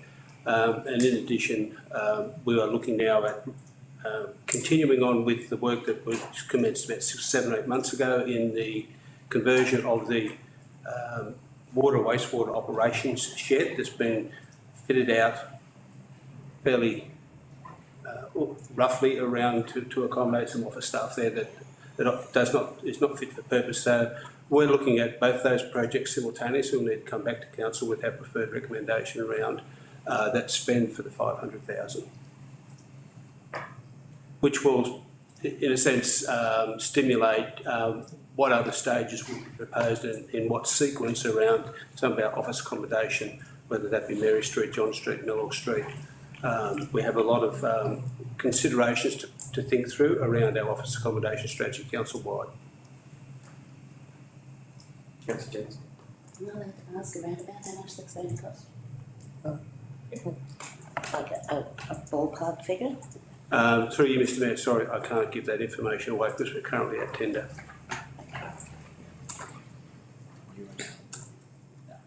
Councillor Smith. So this expenditure is coming in because we've broken the lease or not renewed the lease with Wesley Hall, so we're actually saving quite a considerable amount from not having that building.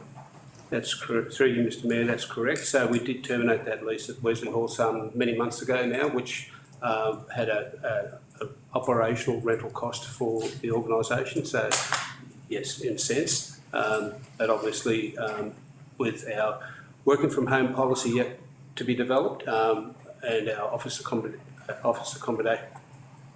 strategy going forward, we need to understand exactly what our staff establishment will be, where they're going to be located or co-located, and essentially what's the impact of doing the works. We obviously want to do an office accommodation piece that reflects our staff establishment plus some growth, if that's what we need to do. So there's quite a number of pieces of assessment we need to do around. We're currently located in 6 to 7 office accommodation spaces around just around this small area, CBD area of Gympie. So operationally it's inefficient, but that's what we have and that's what we need to work through in order to optimise that to the extent that we are able to. Councillor Smith. I see the pink ties replace the red tie too. Thank you. Through you, Mr Mayor. Thank you for your observations, Councillor Smith. Any other questions, councillors? We have a recommendation there before us. Is there someone to move? Councillor Spoon, Councillor Stewart second, Councillor Spoon to speak. Thank you, Mr Mayor. It's good that we get these reports. It gives us an insight on where we're spending our money. Some seem a little bit expensive, but anyway, I'm happy to move. Councillor Stewart. Yes, thank you for the report of the minutes, and it gives us a good opportunity to ask questions. Thank you. 2 speakers for the recommendation, any speakers against? Now speakers for. Councillor Deborah. The figures are horrifying, but we need them, and it's so good to see that we're looking at upgrading what is old. Our equipment's totally necessary, and well done. Any other speakers for or against? Councillor Smeaton to close. Happy to move. With that, we'll go to the vote. All those in favour? Against? Carried. Thank you. Item 6.5. Do recommendation. Sorry, there's another recommendation there. In relation to North Star, is there any extra information we give Mr Evans on that? Councillors are comfortable with the information you've received in relation to that recommendation? Yep, okay. Someone to move? Councillor Milne, Councillor Polly second, Councillor Milne to speak. Oh, this keeps us covered with procurement practices and compliance with the Act, so happy to, or the regulation I should say. Happy to move it. Councillor Polly? I think Councillor Milne said it all. Happy to proceed. 2 speakers for the recommendation, any speakers against? The other speakers for. Councillor Milne to close. Happy to move the vote. That will go to the vote. All those in favour? Against? Carried. 6.5, procurement panel, acquisition of heavy plant, extension of contract. Yep, through you, Mr Mayor. Again, trying to keep council up to date, and this was completed after we had lodged the procurement panel report, and therefore not wanting to delay in the current market. Coming to council, we added this one for 2 items. One is the supply and delivery of the landfill compactor plant for approval. Currently, a lot of items are now taking more than a year to supply. Council officers looked at the options in relation to the landfill compactor, basically for purchase of a new or refurbish the existing one. The information contained in the report outlines that financially it is better to purchase a new, which would cover us in existing landfill sites, or if we move to a new landfill site, that equipment would be used. The second item is in relation.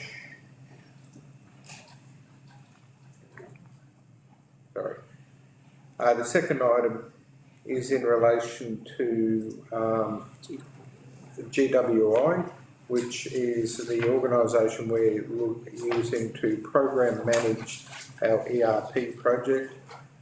With anything like this, these ERP projects are quite complex, and you need highly skilled people to assist council. It has been over 20 years since council had implemented an ERP, so in-house capability hasn't been here in doing such a project. We are and have looked at whether we could basically hire someone to do this work, and in the current market we haven't been able to locate that. So we have used GWI up until this point, and this extends their contract for the term of phase 1 of the project, which is for the delivery of finance and procurement. And to make sure they deliver, we are adding them on a phase-by-phase basis to ensure we get good service. So they're the two items within the report. Any questions, councillors? Councillor Fredman? Regarding the compactor, I just read here that the number 305 has been refurbished recently and provide an appropriate level of functionality for a further 2 years. In another part of the agenda today, I read that the eastern cell will possibly have a 3-year life. So adding 1 and 1, it means that we are spending 900. We recommended we spend 900,000 on a new compactor, which will only be used for 1 year unless we establish a new rubbish tip. Could you put me out of my misery, please, and tell me where I'm wrong? I think we are intending to establish a new rubbish tip. That's part of the process that we're going through now, unless we're going to a no waste or... Through you, Mr Mayor, if I may. There are a couple of responses to that particular question. Councillor Fredman has identified some of the circumstances correctly. However, the situation is such that we are anticipating a minimum of 3 years operation at Bonnet Road at this present time. If it takes us 12 months to get this compactor, it would give us 1 or 2 years, depending on time of this compactor being in use. But the longer term picture is that at the cessation of Bonnet Road, we would have an alternate regional landfill in place or scheduled, and this compactor would simply move to that site and still be available to be used at that site for a number of years to come. In addition, we are still working, as I mentioned before, when we were talking about the operational plan update, we're still working very closely with DES, the Department of Environment, and we believe there may be some other solutions that could extend Bonnet Road in terms of air capacity and realigning elements of the landfill itself. In terms of that, we have reported most of that to Council previously. We haven't reported the most recent update, but we will be doing that at the next workshop, I believe it is, or December. I'll have to check. But we will be bringing a new update to you on Bonnet Road and the landfill options. And we are actively seeking solutions to extend the life of Bonnet Road as a precursor to having a permanent, longer-term regional landfill. This compactor will be used there. Councillor Frederick. Just want to be very clear, we haven't had a report. This is not a criticism, it's just reality. We haven't had a report on what we're doing with future waste. We haven't had a report. This purchase will facilitate us creating a new dump, to use the old term, in the region. And I'm not criticising that. I'm just saying this is a preemptive strike. I hope it pays off. Councillor Oh, so, yeah, Councillor Fredman actually asked and answered my question, but I would ask, can somebody expand on the acronym GRIT? I knew Councillor Milne wanted to ask it, but... No, I already know. Oh, you do? Please do. Isn't it Gympie Region Information Transformation? Or? I believe so. Yeah. You believe so? Yeah, no, it's in one of the plans. Yeah. Sorry, leave that one. It was to do with IT, but... Aren't you with IT? We haven't had a portfolio meeting. Thank you, Mayor Hartwig. Just to put Councillor Fredman at the amount of his misery, we can always sell it. Half price. I'm feeling more miserable. Any other questions? Councillor Ball. Sorry, through the chair, the time frame it takes to acquire one of these, you say 12 months? To acquire the compactor? Through you, Mr. Mayor, it's at least 12 months. That's the advice we've received. As you'll see in the report, we did investigate refurbishing the machinery as well. That was after some representations by one of the suppliers. The refurbishment was almost as expensive as buying a new one and didn't give us any significant guarantees over other elements of the compactor that we are aware are aged and rusting out. But yeah, 12 to 18 months is 12 months is optimistic. If I can continue. So is there any reason why we can't delay this until after the workshop of the future landfill? Just so that we've got, it's set solid what direction we're going in? Through you, Mr. Mayor, the longer we delay this, therefore we are at risk with the existing compactor failing, and therefore it would significantly impact our waste operations. So I guess on advice from... If I could just add to it, I think as we've had a number of waste management updates, and I believe the strategic direction that councillors sort of suggested is that we find another location for landfill in our region. So, I don't think there'll be any concern that we'll need to sell it, and I'm sure Councillor Fredman will sleep easy tonight. But I am concerned, as Mr. Evans pointed out, the information we've got through the symbol is that this current compactor is running on borrowed time, and having had a conversation with Hastings Gear around understanding why there is such a long delay in delivery, it's not actually at the factory end, it's at the transportation. They simply cannot get product on the ships to move it around the country in the time frame that they normally would. And there's a log jam somewhere globally, and what normally used to take 3 to 6 months is now blown out to 18 simply because of ship space. So, I would just like to comment and compliment. I know Stengel and the staff have done an extensive evaluation on the compactor in particular.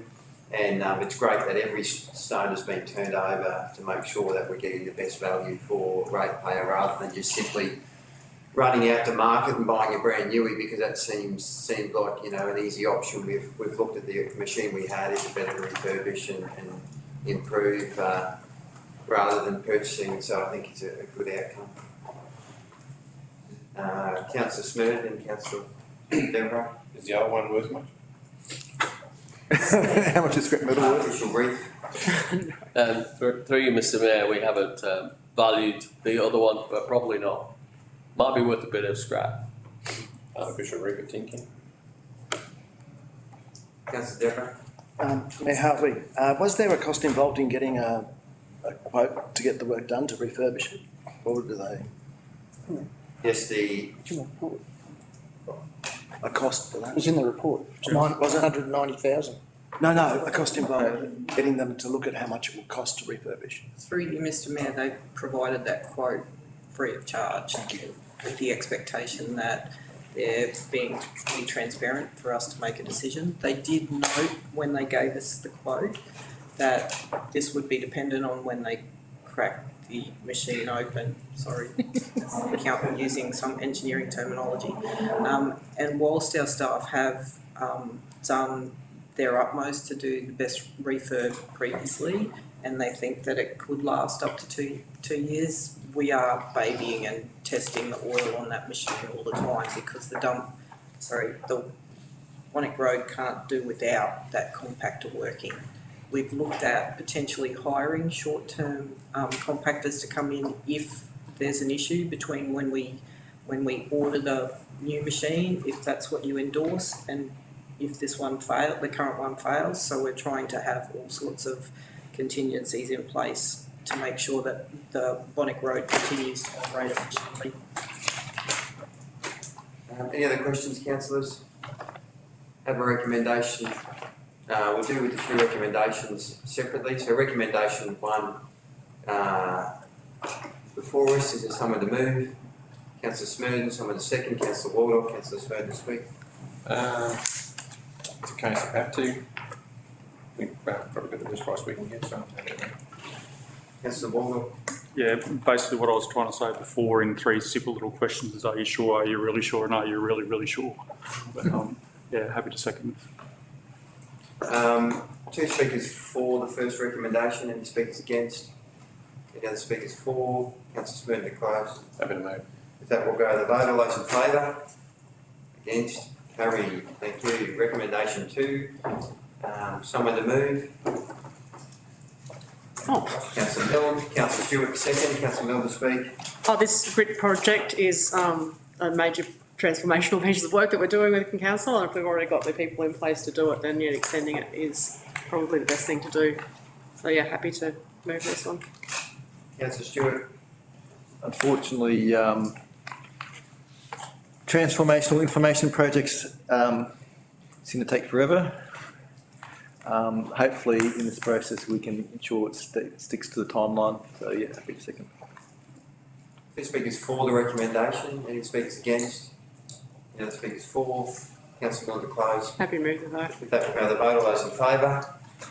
Against? Carried. Thank you. Have item 6.6, HR quarterly report. Thank you.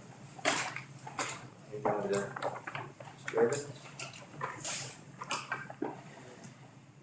Through you, Mr Mayor, introduce the council, Mr Daniel, who is assisting us in HR at the moment. So this is our regular quarterly performance report in relation to key statistics, and I'll take the report as read and take any questions. Any questions, councillors? Councillor Devereux? Thank you. Mayor Hartwig, welcome. Well, first of all, I guess that's one. Are you the leading HR consultancy firm that states 1 in 4 employees around the world quit their jobs on page 3? It's a national bank. No, it's the No one across the industry. I just wondered. Okay, so my questions have to do with just looking at this. When we first came in, Mayor Hartwig, I think you recall there was a passion towards having more outdoor staff than indoor. We felt like that was what the community wanted. And granted that the community, including councillors, generally have no idea how council works. At the time, we were told eventually that there was about 505 staff in council at that point. And I'm just looking at this, and at the moment, it would appear to me that we've got 60% indoor compared to 40% outdoor staff, which if you go the other way, there's 50% more indoor staff than outdoor at the moment, and yet we're still being told we need more indoor staff to make things work. if you look at the number of vacancies, if you look at unfilled vacancies, just instead of, you know, vacancies as per the restructure, so that's 64. So by my math, 464 and 64 means that we're actually looking, instead of the reduction that we hoped for when we first came in, that council needs about 528 staff. Would that be correct? Am I reading that all correctly? Yep.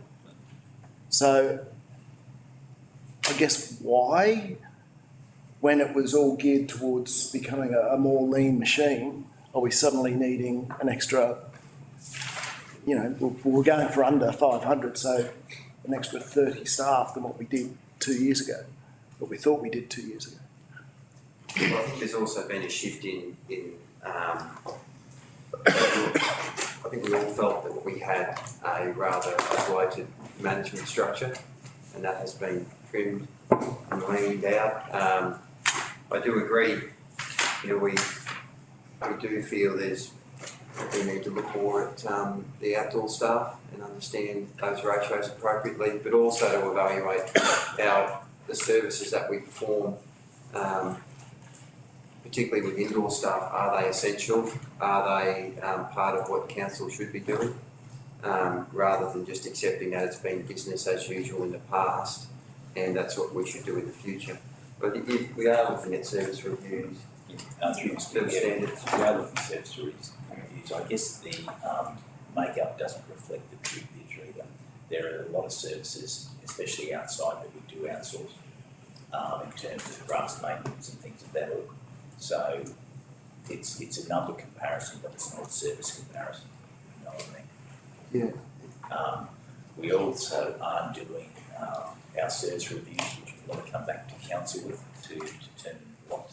So we want to take the focus away from inputs, which is employees and materials and services, and turn that focus to outputs, which is how many times do parks get mowed and what does that mean in terms of budgets.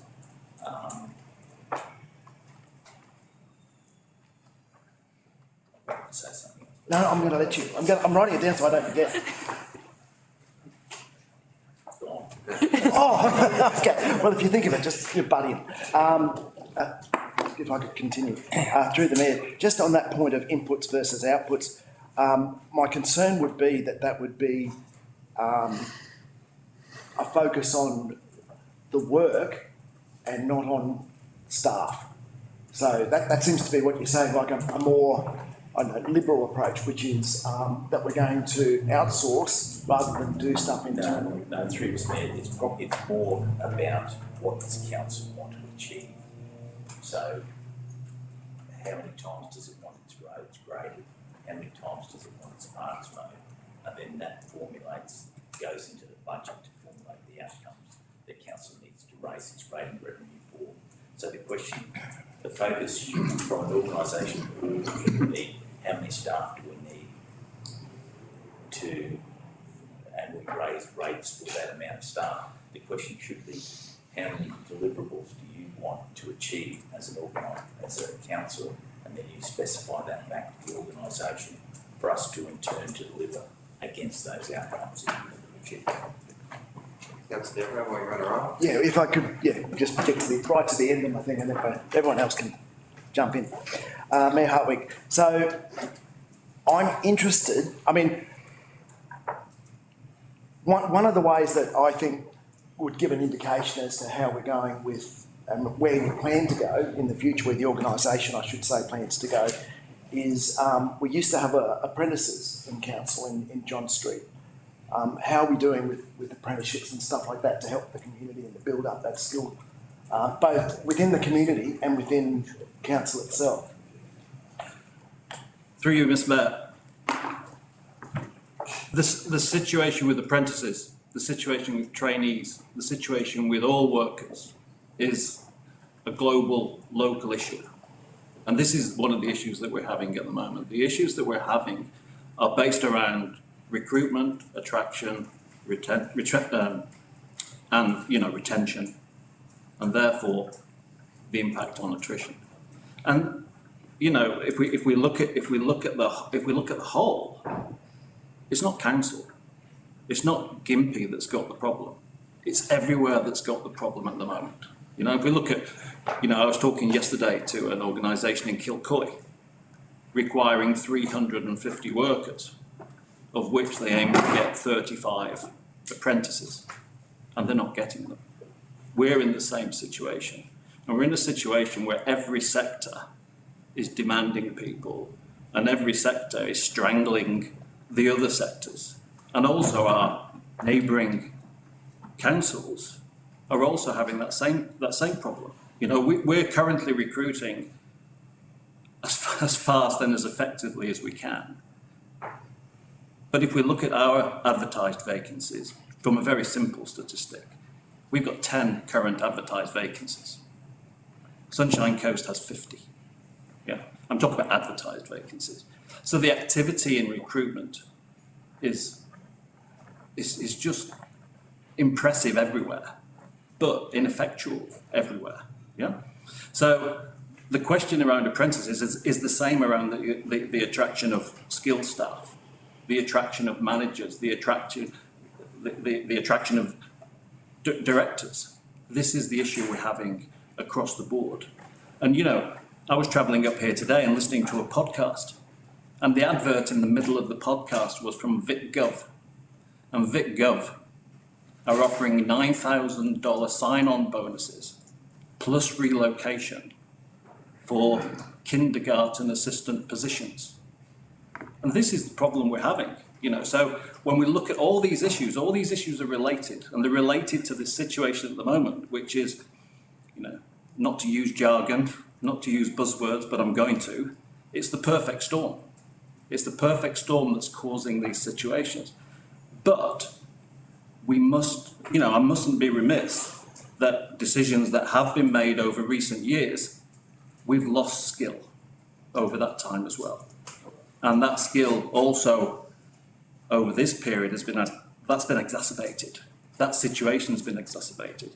So it's really important not to diss our region, not to diss council, but to look at the situation that's around here, because it's affecting everybody. And that's the important thing. The important thing is that we've got to be honest to ourselves and look at the positives and appreciate the negatives and work forward from there. I think one point, before Councillor asks another question. Recently we had a meeting with University of Sunshine Coast to look at opportunities where we can actually collaborate and work together with some of their, you know, graduates or some of their students to see if there can be some synergies there around filling positions or, you know, work experience for some of their students. The apprenticeships is another area that I think it's fair to say that we've probably got a history of neglecting that. And where local government used to be probably an area where a lot of training was done, and that was part of the service they did to the community. The focus of the organisation has probably waned in that area, but you know, I know it's something I think we're all passionate about as a council, that, you know, if there are opportunities for apprenticeships in our organisation, that we take those, but you do need to have the appropriate skilled individuals. Otherwise you can have an apprentice, you know, holding onto a broom because you haven't got someone there to train. So, but I think if there's some positive stuff will come, particularly with USC. It's pretty exciting, the arrangements we may have there. Councillor Deborah? So how many apprenticeships do we have? I'll have to take that on notice. Yeah, so that's a question on notice. Any more questions, Councillor Deborah, before we move on to others? I'll come back if that's okay. Councillor Stewart, Fredman and then Smith. First, a comment on Mr. Daniel's previous comment. I was at a governance workshop in the disability sector on Monday, and the same issue came up of finding staff. It's damn hard wherever you are. I do have I think it's a false dichotomy to divide indoor and outdoor staff. You can't have engineers without engineers who are indoor staff, you're not going to be able to have people who build roads and whatever. We have customer-facing staff who are indoors, the library or the art gallery or whatever, downstairs here in customer service. We have staff who assist community groups. So where do you divide So is it indoors versus outdoors? Is it customer facing versus admin? Without HR, without people doing the payroll, our staff wouldn't get paid, the outdoor staff wouldn't get paid, and so they wouldn't work.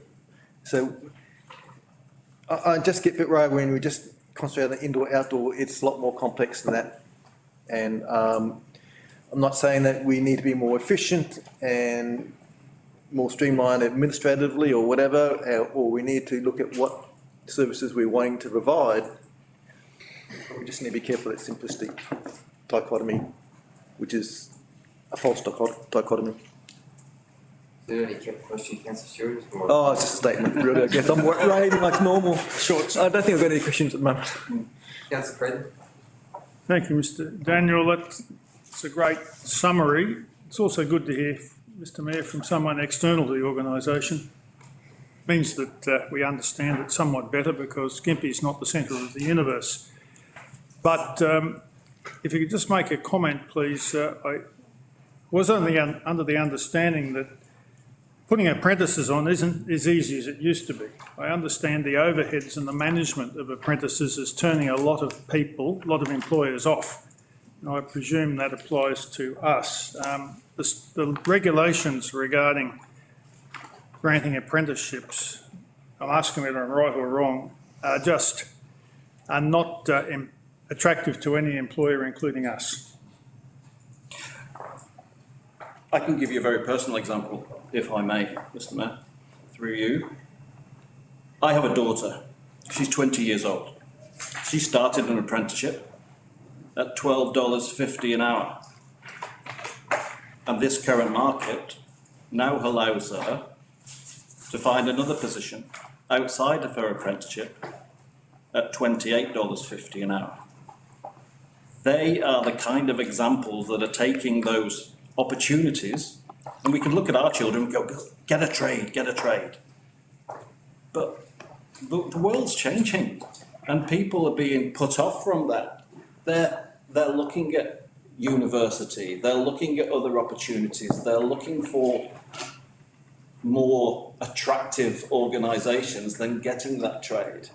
And I think that is what perhaps, if we're going to look at attracting apprentices in the future, we have to almost look at our brand.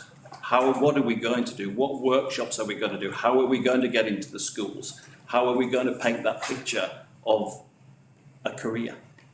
And that's what we need to do. And we perhaps need to get to parents as well. And if we really got to focus on obtaining apprentices, attracting apprentices, and retaining those skills after their apprenticeship is finished, then it's important that we think about that seriously rather than just looking at a target of attracting 10 apprentices a year. Because out of those 10, how many are we going to lose? We've got to retain as well, and we've got to give opportunity. And those opportunities come by leading those apprentices and showing those apprentices that there's opportunity within council on an ongoing basis. Through you, Mr Mayor, a couple of areas where historically we have used apprentices or trainees, like in the water business unit. Effectively, those training programs through TAFE and so on have been turned off. So where there have been, in our current structure, we had 3 trainee water operators, and unfortunately it's a challenge filling those because TAFE don't offer those courses anymore as well. Councillor Spurgeon and then Councillor Jensen. Oh, you're right. Councillor Jensen. Through you, Mr Mayor, thank you. So the eye of your perfect storm was missed, accommodation for our workers. People can't come here because there's nowhere for them to stay. That's why looking at apprenticeships at the end of this year, getting the young ones from school, they're still at home with their parents. They don't have to find accommodation, and perhaps Councillor Fredman said the expense. Well, instead of paying $9,000 to attract somebody to come here and work, we could invest that into an apprenticeship mode to keep our Gympie people here and keep them working here in Gympie and keep them at home And like I said, they've got nowhere to stay, so these ones will be able to stay with their families. So accommodation is one of our biggest issues. And I absolutely agree, but I think we have to do that with a creative attraction tool. We need to be smart around this. We can't just, and I totally agree, location is fantastic, accommodation, fantastic. We've still got to encourage those people to step away from that $30 an hour job they can get and educate them around what that career is looking like on an ongoing basis. So I 100% agree with you. Councillor Smith? While I agree with Mr Daniels, I think that council has a responsibility. You know, I agree totally with Councillor Jensen. I think we should be going to the schools in our area and actually trying to educate some of our younger students the benefits of actually doing an apprenticeship. You know, you might have a short-term hardship, but for a long-term gain. You know, once you finish that apprenticeship, you've got that there behind you for life, and it's a lot of times a very good trade. You can earn a lot of money. So I think are we actually engaging in schools at all or not? Not that I'm aware of at the moment, but it's certainly a project that we should undertake. And I think when you're looking at those things, and it is something that we've spoke about over the last kind of 8 or 9 weeks, is identifying these, let's call them recruitment champions, the people who can go out and sell that career to the young people. So we do need a trade to present. There's no point us presenting. There's no point me going to a school and saying, hey kids, look what you can do. What we need is somebody who has gone through an apprenticeship, who has a ute, who has a style, who has a look, and is hopefully not that far away in years from them. And I think those sorts of things are important, and I think they're the sort of things that we as an organisation need to do. We need to be creative. We can't just sit back and say, oh, it'll all be all right in the end. We've got to look at how can we attract, how can we retain, and how can we retain the skills that we currently have as well. Because, you know, I've been in this organisation only for 9 weeks now, and I can probably identify 20 managers, coordinators, supervisors who we should be ensuring we keep within this organisation. We have the skills, we don't want to lose them, but as well as losing them, we need to attract. Councillor Darren? Through you, Mayor Hartwig, you're talking about getting creative and everything else. I don't disagree with you necessarily. There's a move globally towards 4-day weeks, all that sort of stuff, and that will happen first in government before it happens in the wider community. I think one of the things we do have in this area is lifestyle, and something like that would be certainly be a lifestyle and an attractive thing, and people would take less to get more free time. So I agree that there are options out there. However, I don't think being creative is what we need to do first in our organisation. When you're talking about brand and getting the brand and doing all that, I mean, our brand at the moment is our culture, and our culture needs work. And on page 43, you know, better opportunity, people are leaving, and the 70% of people say better opportunities or better paying opportunities, and yet the organisation's been working on EBA for a year now. So you can talk globally, and I agree. And I brought it up in a meeting we had at Gameri, I think it was, that, you know, we're not alone. Went to a meeting in Noosa, and they have about the same stats as far as the number of staff that they don't have, the positions vacant at the moment, the turnover over the last 5 years, sitting at double figures. However, you know, the problem we've got isn't the global problem primarily. The problem we've got is internal. And if we had that fixed, then we wouldn't be having to worry so much about trying to keep people. They would be staying. People loved working in this organisation about 10 years ago. They loved it. And if someone got a job in our community, in council, and they were leaving your work, you were very jealous and used to say to them, is there another job going? That all the time in the bank. And now, when people, it's a different story. Absolutely. And that's our biggest problem. So branding is that when people do leave, they're leaving and they're not saying nice things when they leave. And I know that because I'm hearing it all the time in the community. Well, if we look at through you, Mr. Mayor, if we look through our exit interviews, and exit interviews are important to a degree if you can get the right information out of people. 75% of people who leave are leaving for a better position, right? Now, sorry, if I could, why were they looking? Well, this is the issue. Why are 75% of the people that leave Sunshine Coast Council leaving for a better position? Why are 75% of people who are leaving Kilcoy, the food manufacturing company, leaving for a better position? People are leaving for better positions. However, your point is correct. We spent a lot of time, a lot of money, a lot of effort asking our staff last year in the staff survey for their views. They gave us their views, and it's our job to listen to those views. And when we're talking about brand and when we're talking about culture, we should be looking at those people.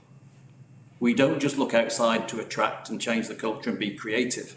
We've got to be creative internally as well. I think that might be little things like, you know, building a community. It might be little things like an all staff breakfast barbecue. Those little things help, but we really do need to look at the overall picture. And then going to your other point on the CA, the resolution of the CA is key to the next stepping stone of moving forward. With that insecurity around what's happening at the moment, and that it will come to a resolution. It will come to a resolution relatively soon. We'll be in a good position. We'll be in a good position to build from. Not necessarily in a good position, but it's definitely in a good position to build from. I think it's important to note that when we did this staff survey, we were getting around 3.8% satisfaction level out of 10. The recent outcomes from the Dr. Baker workshop are that that level is now 6.87. I think job satisfaction is positive. Yeah. Job satisfaction is workload is so workload and those areas there's still vast improvement required. If I could just, with all due respect about the survey, unless you're comparing a like survey with a like survey, I think it's very hard to say it's better now, especially when it's one that we've kind of done ourselves. And at the same time, you can't throw out information because it doesn't fit what you want to put in. We've got to be objective in the information that we receive and try to take an impartial view of it. But we can't wait for survey to survey. We really need to be doing things in between surveys to try and make that change. And we've got to be brave. Councillor Wardle? When you stated it was the perfect storm, I highly agree with that. The thing with council, the unique thing about council is you've got work assurity there. It's there. Always need to fix the roads. You're always going to have your rubbish tips, your water and waste, whatnot. The thing with FIFOs, you can have an international trade deal go wrong, and that's it, knocked on the head. Everything else around here at the moment is just a project, so it's a storm. There's more work, more money out there to be made on the bypass or the solar farm, the up and coming hydros, and that's just the storm. It'll pass, but we're always going to be here, and that's your work assurity. So, and the other thing is the inflation too in construction too. Obviously, inflation can only go up so far, and it'll tip off the edge. It will always be here. Through you, Mr. The comments there are correct also. And you know, you mentioned civil contractors. I know a civil contractor that's working on the highway here, currently employing 40 staff, looking for 15. What are their rates? They're astronomical. They're only for a short time. We've got people on long service leave or mid-career breaks who are using that time to go to the mines and earn a salary. And what's the opportunity? The option is we may lose those people because they get a taste for it. So it's, you know, it is a perfect storm, and I know I don't say that glibly because what we've got to do with that perfect storm is try and quell it.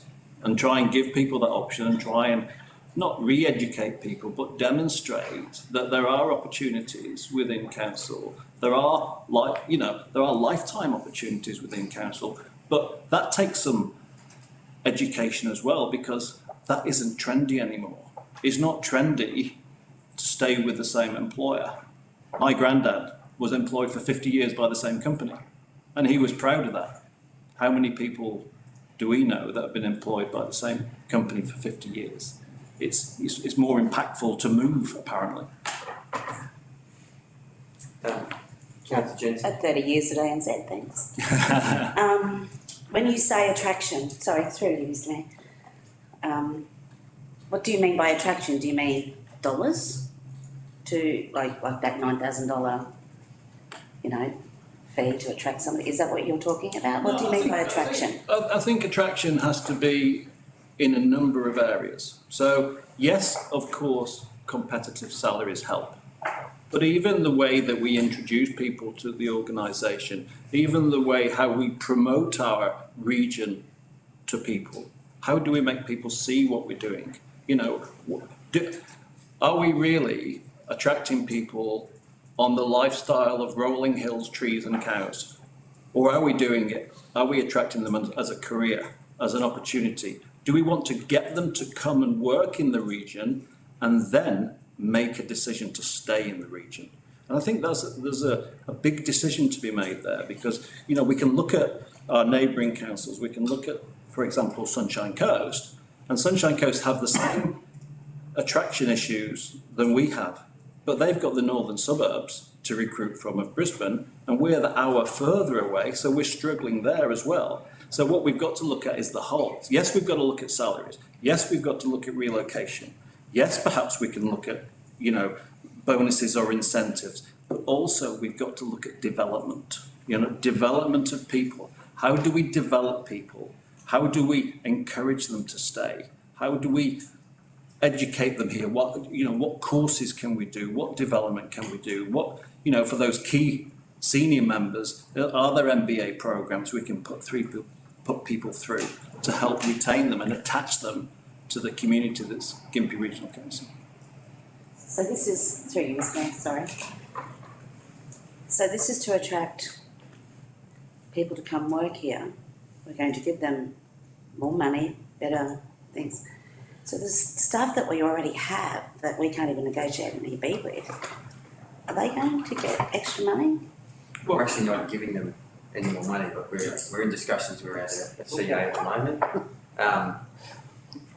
And I guess if you get into a who's got the biggest wallet competition, I think we'll probably lose. We'll lose. And I think we'll definitely lose. The point Mr Daniels is making is that there's other pieces of the pie that we can actually add in that, will make it attractive enough for some to come. But if you've got if Sunny Coast has got issues in terms, that they've got high turnover rates and they're getting difficulty attracting people to Sunshine Coast, then our challenges are compounded and made even greater simply just because of location. And if you go further west, their issues are even bigger.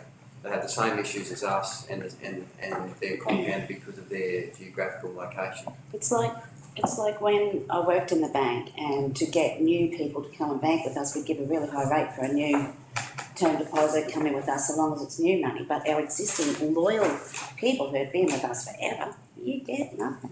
For you, Mr Mayor, for an example, in Noosa, to get in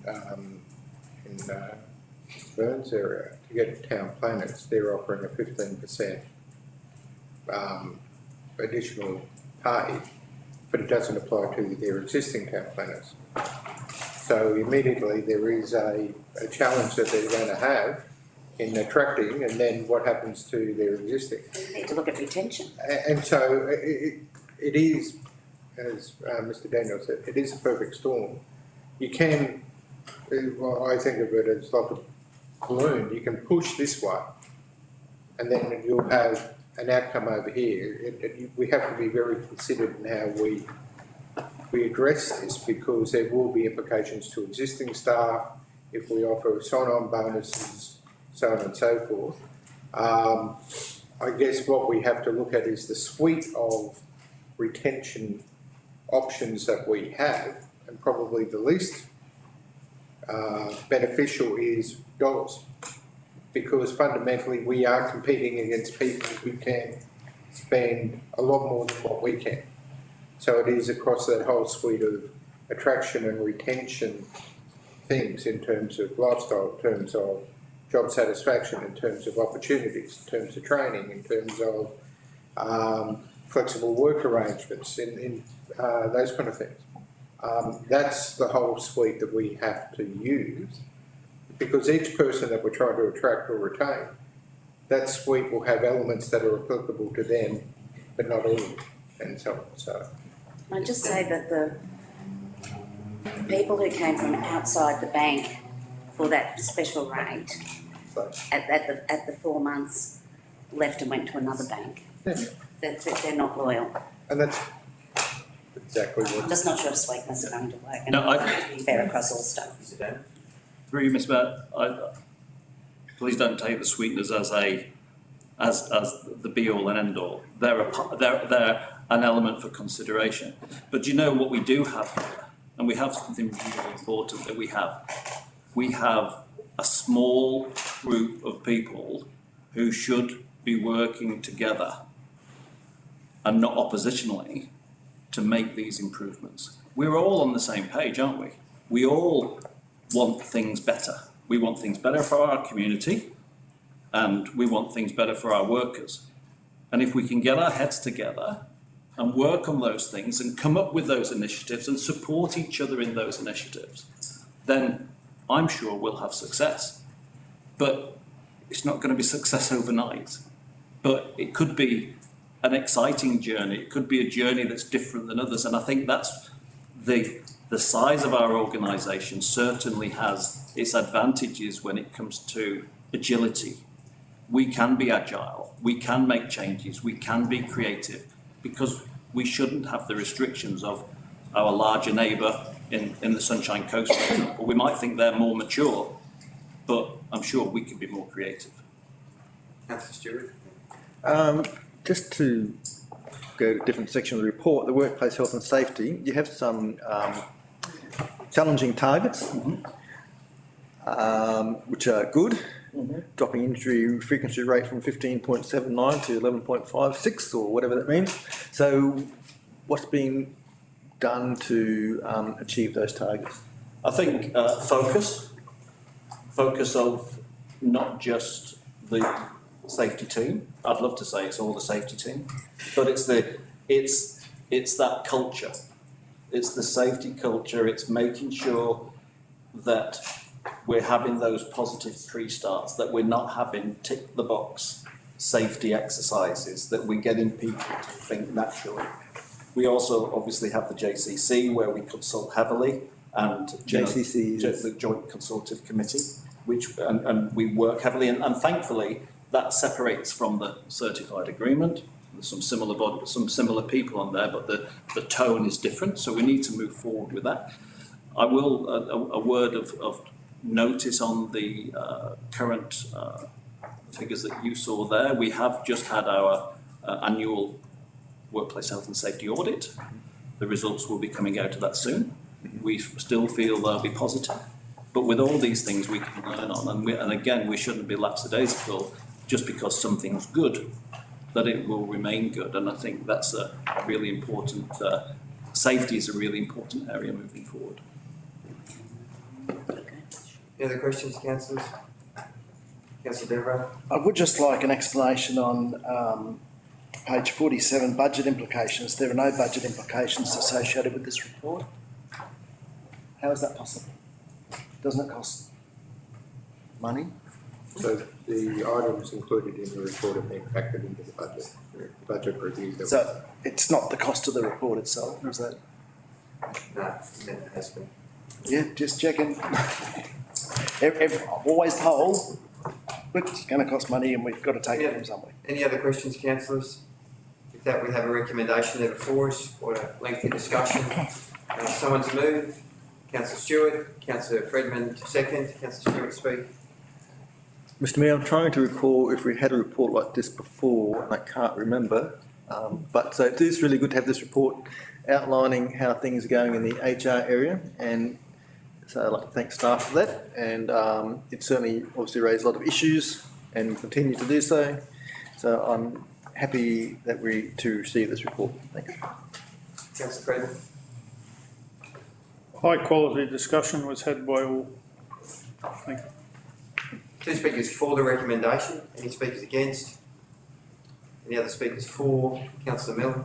I think I don't believe that I've seen a report like this come through my term, and I'm seeing it's a quarterly performance report, so we're going to obviously get these on a regular basis, and it seems like that's what's coming out of the organisation, is we're getting more and more information for that transparency change that we're going through, and so I'm really enjoying having these, even though some of the content may not be what we want to read or want to hear. It is the honest truth, and I like this as a base, if it's our first one, to see where we move to in the next quarter, so happy to receive a note. Any other speakers for or against? Councillor Stewart to close. Nothing further to add, thanks. That will go to the vote. All those in favour? Against? Carried. Thank you.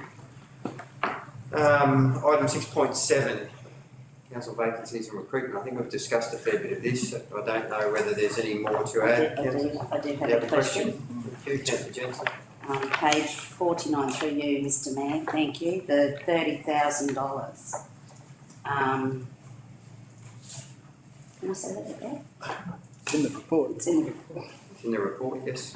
So you're saying that our senior executives, research is demonstrating a 30,000 per annum discrepancy in some senior roles. Are you recommending that we pay the senior manager 30,000 more? No. No, I think, you know, Why is it here? I think one of our jobs within the HR space is not just to look inwards. We need to look outwards, and we need to look, and we also need to look at the whys. And the whys are that other organisations are focusing on salaries, but it's really hard to compare and contrast alike. You know, is the salary on the within the Sunshine Coast Council aligned to here? Parts could be, parts couldn't be. Larger portfolios, etc. It's an observation. It's an observation that there are salary differences, and that's something we should be aware of. And also, what we've got to remember is the published salary differences by recruiters, and the information we're getting is not always correct either. It's an observation from the data that we're able to collect. So it's not, and you know, a 30,000 figure isn't really specific. I know, it's a rather large observation, though. We've just had our staff walk up the street and we haven't got an EB agreement yet. And you're talking about senior executives need more money. It's a bit of a slap in the face, you don't think? It's an observation, again, around attraction. You know, we're recruiting some senior roles at the moment, and part of the process during the recruitment of those senior roles will be to analyse the fact from the fiction. Because recruitment company X, say, senior position Y, with an attractive salary up to 285,000, does it mean it's 285,000? Does it mean it's TRP? Does it mean it's a TRP package? Or does it mean actually it's a 230 and we want to see who we can get? You know, so I'm glad you asked the question, but what we've got to do is analyse at every level. Yes, and attraction and retention of people who think that they need to walk up the street and protest. You know, the point Mr. Daniels is making is he's not recommending that our executive pay more. No, it's simply an observation. We received information on comparative salaries of our staff that we haven't talked about. And, you know, we're aware of what our staff are paid. We're aware of what comparative councils around the region, you know, in similar positions get paid. It's an observation for consideration. He's not making a No, recommendation that I areas know, actually it's get an extra money. observation. Yeah, and we could probably observe our lower paid workers too. Through you, Mr Chair, I think we need to acknowledge too, in relation to our lower paid workers, we pay significantly above national grant levels as well. Yeah, but that's all levels. Sorry? That's all levels. Yep. Councillor Deborah? Through you, Mayor Hartwig. First of all, I do take issue with a comment on page 49, which says Gympie has over many years struggled in attracting and retaining senior executives. You're talking about fact and fiction. I think that's not entirely true. But more to the point, my question comes down to neighbouring councils, 200 vacancies advertised on Civic. Which councils? We got 6 that border us. Are you talking about those 6? So the areas that I'm talking about, and I did another calculation last night. I tried. I say a calculation, I mean, a search. And I looked at Noosa, Sunshine Coast, South Burnett and Fraser Coast yesterday. And those figures were similar to the figures when I produced this. Noosa are quite aligned to us in their number of vacancies and the challenges they have with them. But Sunshine Coast, Fraser Coast are all considerably higher vacancy rates at the moment. But there's the problem with data as well. It's an advertised vacancy rate. We can't get into these organisations and say, what are the real numbers? We know what our real numbers are.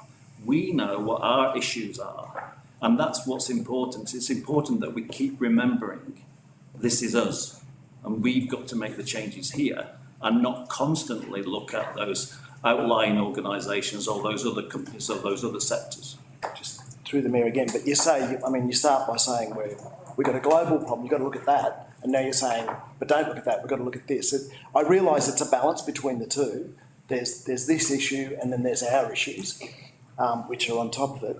I didn't get 200 and I looked at North Burnett and Somerset as well, but that's okay because I'm not real good at those search things, I've never used them. Just on the point of difference with Gympie compared to, say, Sunshine Coast, or you say you can draw from North Brisbane, I came from Gold Coast, Brisbane and Sunshine Coast to Gympie to get away from those places. I don't think we should underestimate the value of what we have here for people that want to get away from those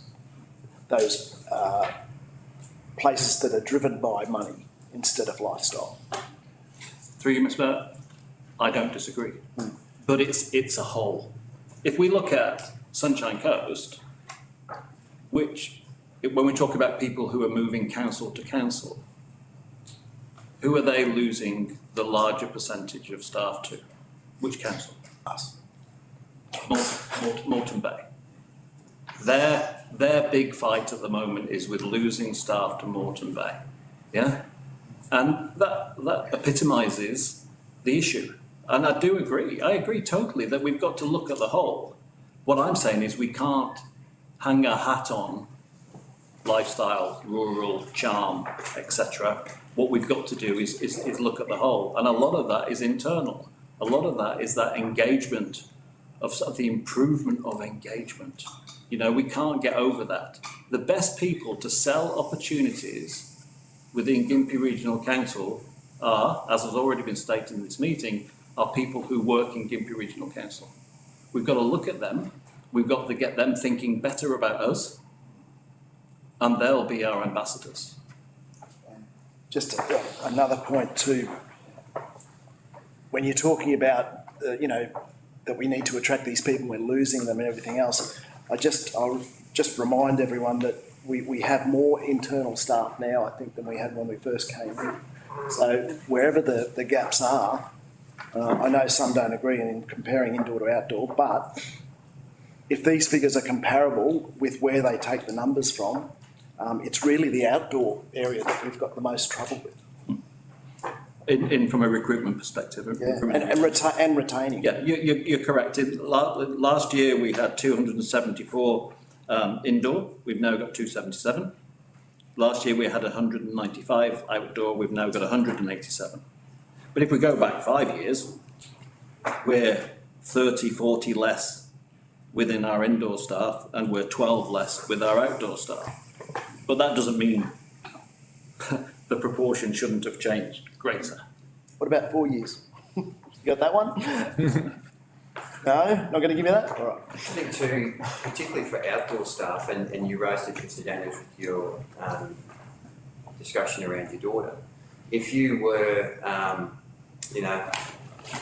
looking for opportunity, the bypass provides a lot of opportunity for our outdoor staff to move in with contractors that are probably on a better rate than what they're getting.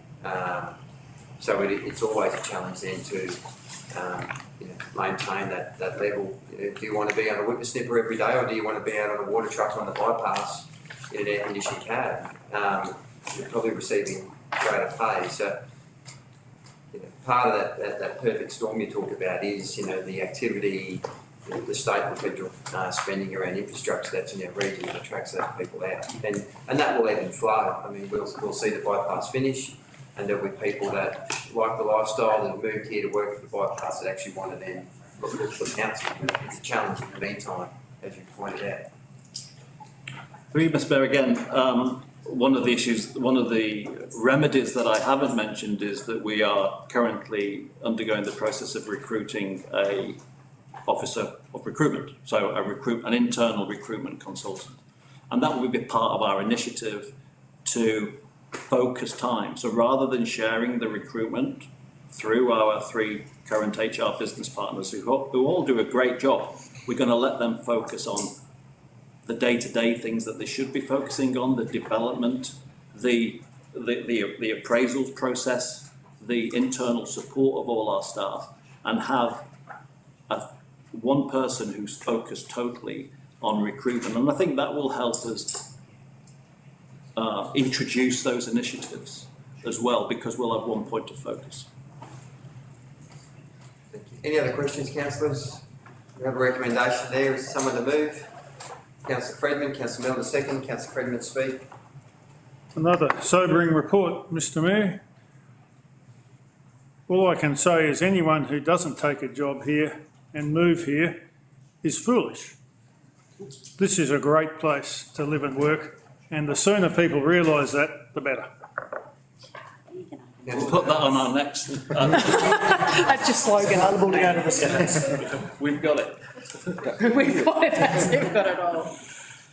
Another report to receive a note. I did note that there was areas of concern, which was position changes and higher duty. So that's a concern for me. Is staff need to know where they are, what they're doing, and have assurance that and actually not be unloaded with more stuff to actually try and get a top figure savings on top of that. So staff burnout is part of that culture morale, and that's a concern for me. So I see it's highlighted here. Another one was basically some potential candidates and feedback on that one I found interesting was the turnover concern, but it's also that negative external we're getting through our medias, sorry guys in the corner, that is not really helping the situation. So I saw those two really pop out of me in the report. And then probably from a personal council level, I do feel a responsibility sitting around this table that we have a duty, because we are a top leader and they always say it flows down, to have a place in this culture rebuild and actually having that clear direction and having that working relationship with staff or whatever it is. I know I try my hardest to have that respectful, because I learned very early you trust and respect your staff and you'll have a good working environment. Doesn't mean you can't ask questions, doesn't mean you can't raise concerns. So I'm seeing this as a report that is, sobering. However, we are trying to move forward culturally, and we've all got a part to play in it. We are a team, and we'll get through this storm, and hopefully we'll move forward more positively. So, happy to receive a note. Thank you. 2 speakers for the recommendation, any speakers against? The other speakers for. Councillor Fredman to close. We will have succeeded, Mr. Mayor, when Mr. Daniel buys a house in the Mary Valley and lives a wonderful life forever after. That will go to vote. All those in favour? Against? Harry, we'll just do this last item 6.8 before a short break. Oh, yeah. The late procurement report. Through you, Mr. Mayor, again, conscious of it's not only the HR market that's hot. It's also the sort of the contractor and the construction markets. We've got a couple of late contracts that we felt, rather than wait till the next meeting, we bring to this meeting.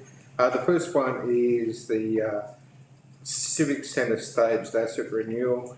The report explains the situation, but effectively we are looking at basically adding Kane Constructions to the specialised supply list. This enables us not to have to go to the market to do the mould renewal, and also the contract variation in relation to that. In the document it talks about insurance receipts. That is in the order of $750,000. So the majority of that is funded through insurance. The second one is in relation to a panel arrangement, which is traffic control. Again, with the bypass and other works that are occurring in the regions. We went to the market to do an extension, so those existing members of traffic control had an automatic option to extend, which all did. But we also went to a renewal, which then gave opportunities for new participants. It's got 12 months to expire, and we received a successful tender from Shield Traffic, and so therefore we're, as recommendation 2, to resolve that Shield Traffic be added to the preferred supply arrangement. Questions, councillors? Councillor Spurgeon first, then Councillor Polly. Do we have any idea, once this is approved, how long it will be before the Civic Centre is back to being used? Okay.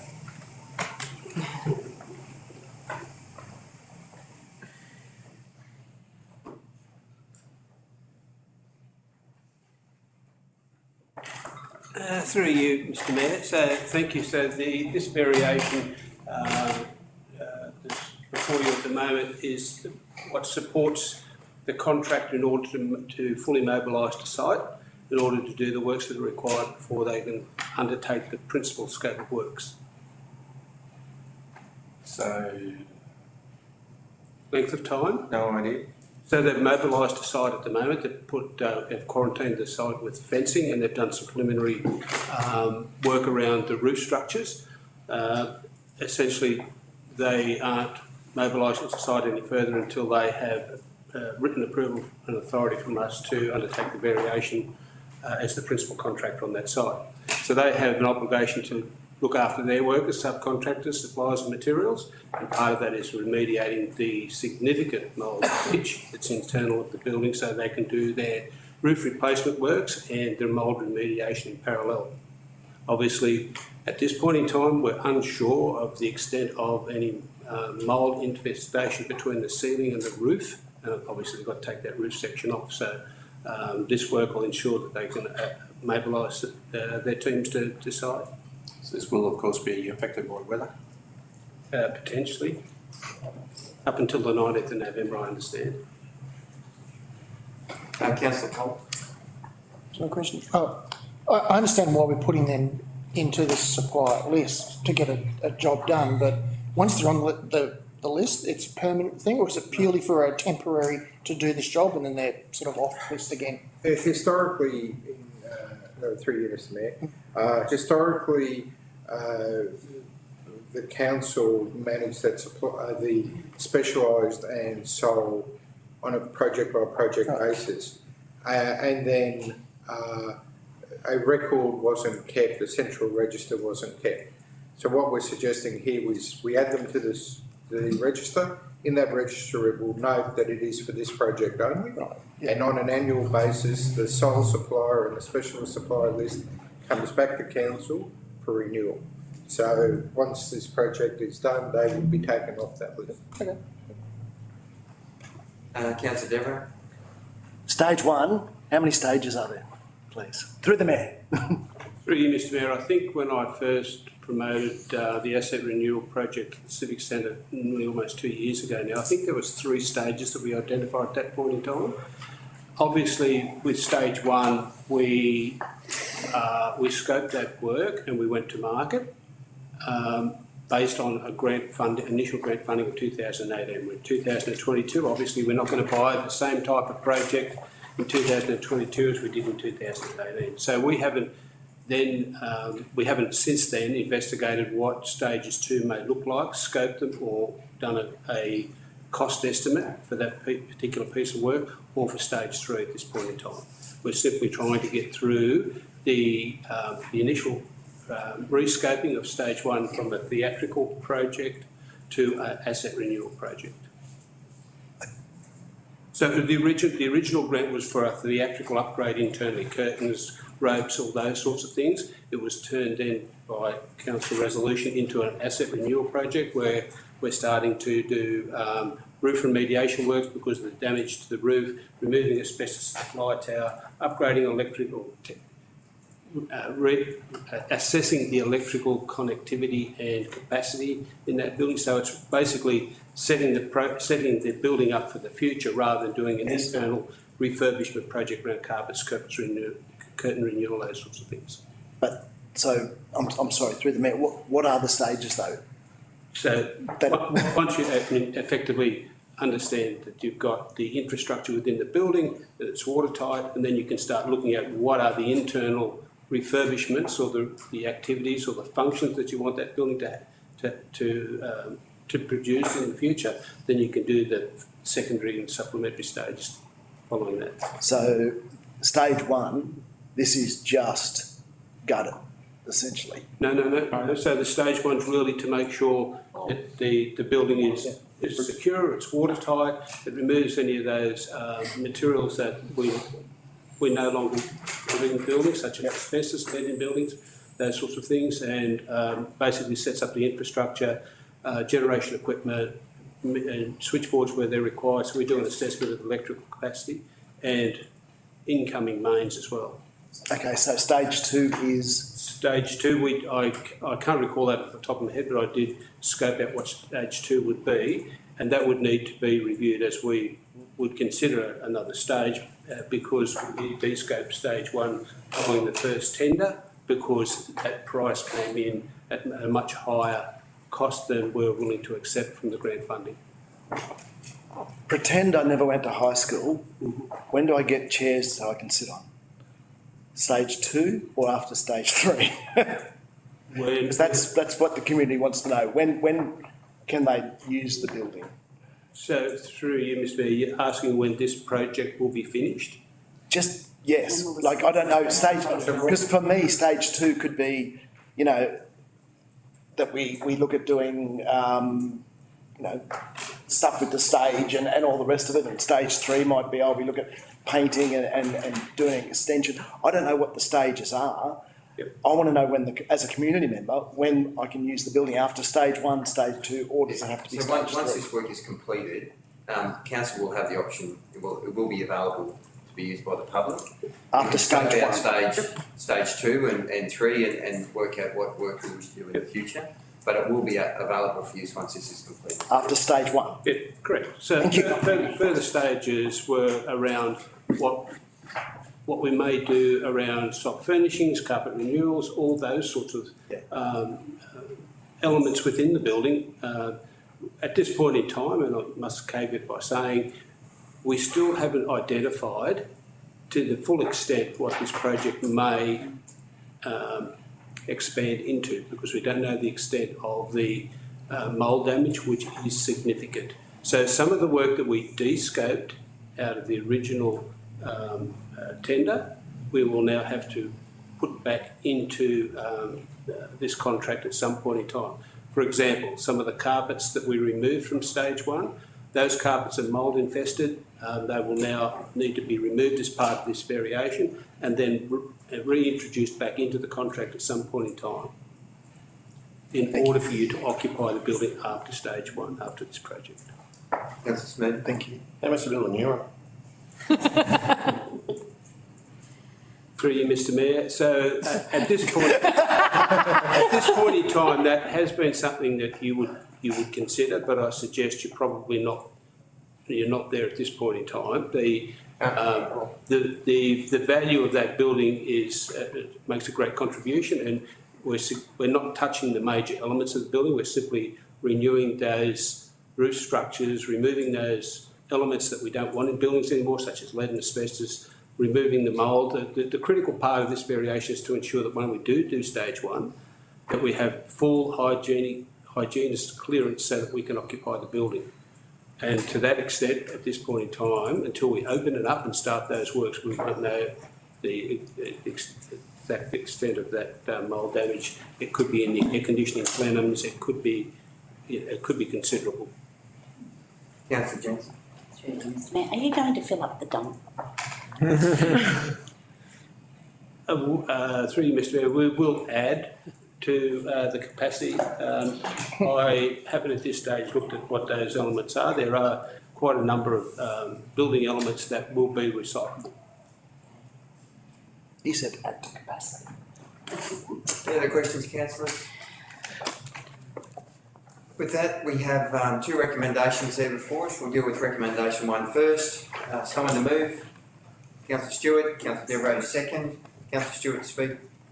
Mr. Mayor, this has been a great frustration for many people in the community. How long it's taken and how long the Civic Centre hasn't been open to the public. So it's good to know that the contractors are actually on site now and that this will enable them to go as fast as they can, given what we've already heard about difficulties in getting staff, workers, contractors, which is going to affect them as well. So, and do note that a lot of the increase is paid for insurance rather than from council, so that's a good thing too. So I am happy to move that we proceed with this work. Councillor Devereux. Thank you. I'll add to what you've said there, Councillor Stewart. I was getting weekly and if not twice weekly phone calls in regards to the Civic Centre for the first year I was in, and then I think people just gave up. So I am thrilled that you're there and you're moving it forward. I've got great faith in you. It's why I'm not questioning the figures, because I do have faith in you, and I think the community just wants to see this done, so thank you. Two speakers for the recommendation, any speakers against, other speakers for. Councillor Stewart to close. Nothing further to add, thanks. For the vote, all those in favour? Against? Carried. Recommendation 2 is before us in relation to Shield Traffic. It's a preferred supplier. Someone to move. Councillor Fredman. Councillor Smurden second. Councillor Fredman speak. We need traffic control. Otherwise our workplace health and safety issues would be worse. So this is a good move. Councillor Smurden. Echo Councillor Fredman, settlements, service we have to have, so more availability we have, the better, I suppose. Happy to move. Two speakers for the recommendation, any speakers against? Any other speakers for? Councillor Fredman to close. Nothing to add. With that, we'll go to the vote. All those in favour? Against? Carried. Thank you. That concludes item 6.8. We might take a short break. We have a number of other matters to get through, so just a quick tea break. We come back to finalise the meeting.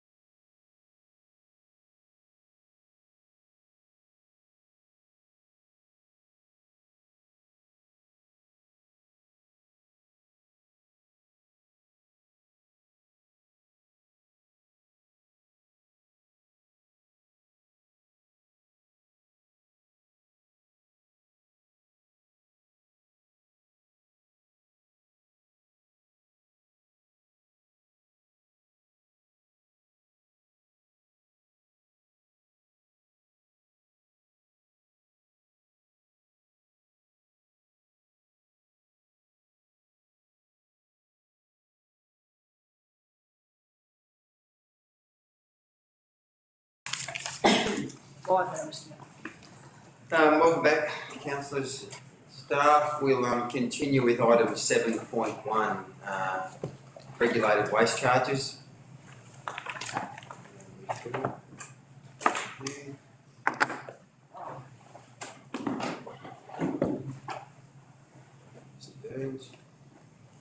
And thank you, Mr Mayor.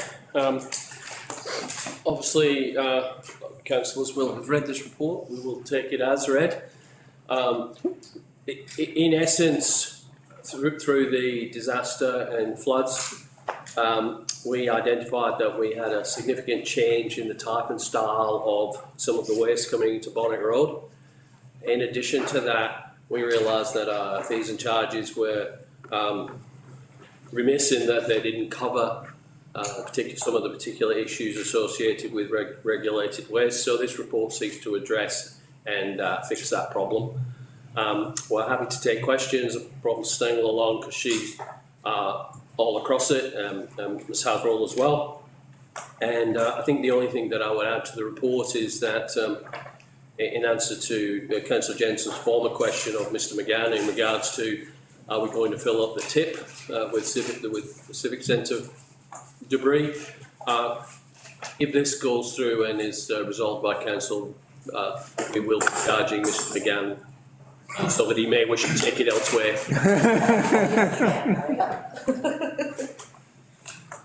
Any questions, councillors? Councillor Collins. Mr Chair, so I understand people are already bringing the asbestos. It's not like this is something we had no cost before. They were already bringing it, but the price wasn't high enough. Yep, so through the chair. This is for an out-of-area asbestos charge. So yeah, we already have an asbestos charge and we've been charging that. I guess for us, given the limited, airspace left at Point Road, we wanted to, also there's a levy that's supplied, metropolitan levy to other LGAs, and we were concerned about metropolitan levied material coming into our LGA, which is the regionally based levy, so it's slightly less. So we wanted to capture that and try to deter that. So that this is specifically about an out of area asbestos charge. We still have our current feed-in charge for asbestos generated within the LGA. So it's the new fee because effectively, are we not making money out of it, or you just want to do it just to stop them from doing it, or we're not covering our cost to process it and we need to put it up to cover the cost of processing it? It's a combination of that, yeah, absolutely. I'm sorry, through Mr Mayor. It's a combination. The main issue for us is when we bring other levied, metropolitan levied product into our LGA, we have to sanction that separately and then provide that as a separate amount of levy back to the state. So we're required to submit that. Right. So there is a cost to council, an administrative cost, and also an actual, requirement of the levy to be captured and retained and then given to the state. So to try and, not see that we, create a burden to our ratepayers by taking in metropolitan levy all the time, we wanted to use that as a deterrent. So it's not that we wouldn't do it, plus we've also got a volume issue that we don't want to seek to, if we had a bigger landfill, there's an opportunity there business-wise probably to consider something out of area and look at it more critically. At the moment, I'm very conscious of our airspace and want to try and preserve that as much as we can in this critical time. Yeah, right. Councillor Swain. Just asking, how are we going to identify what is out of town? Correct. How are we going to identify what is actually coming from out of town, out of area? Yeah, so as is a requirement at the weighbridge to declare where the waste has been generated, and if we suspect that a contractor is not being correct, we can obviously go through a compliance process with that. To date, we actually have a little form that they've got to declare that the waste is from them and they sign off on it, so they're making a formal declaration. Generally, most of the area, we found most residents it's generated within the LGA. I guess it's one of those concerns we wanted to make sure we were very clear about that and introduce that fee and charge just to sit, on parallel with other adjoining local government areas in that space. Through you, Mr Mayor, these fees relate to the regulated waste, and any regulated waste has to be reported and recorded appropriately. Obviously, people could tell lies, if they get caught, the fines are significant. Councillor Jensen. Are you going to mention your idea about asbestos? Because that's a very good idea. Oh, no, I'll just remain mute on that one. Oh. Councillor Waldock has a very good idea about how we can make money with asbestos. I'll leave it to him to tell you that. My question is, truck tyre on a rim, do they often come with rims or are they just the tyre? And how much is just the tyre without the rim? Are you in the Through market? the chair, there was a slight, there was actually a mistake basically in our fees and charges. We recorded the same cost of a rim and a tyreless rim. There is a charge. Ideally, we like to separate the metal out of the tyre, and there's a recovery, just a bit of time for that. But yeah, so unfortunately, we just somewhere through the transcription, we missed that. We've recorded the same amount, so it's $18 without it for both of those charges, and we wanted to clarify and just that was an administrative adjustment, which we thought we would include into this report since we were introducing the other fees anyway. Were they free before this? No. Much? $18, I believe. $18. Through you, Mr Mayor, if they brought in a tyre without a rim, $18. If they brought in a tyre with a rim, still $18.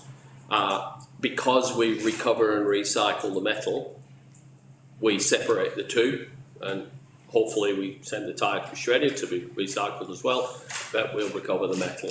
There's a slight cost of doing that, and that's what this fee reflects. Tyre companies add that onto their fees, don't they? Like, I'm just hoping that we don't see a lot of tyres on the side of the road, as I did in Moulton Bay when we were down there.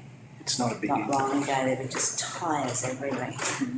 Through you, Mr Mayor, if I may answer that, a tyre on the side of the road now would become dumped rubbish, and as you would be aware, council has just sought approval to seek the delegation for dumped rubbish and enforcement and compliance, fining people for dumped rubbish.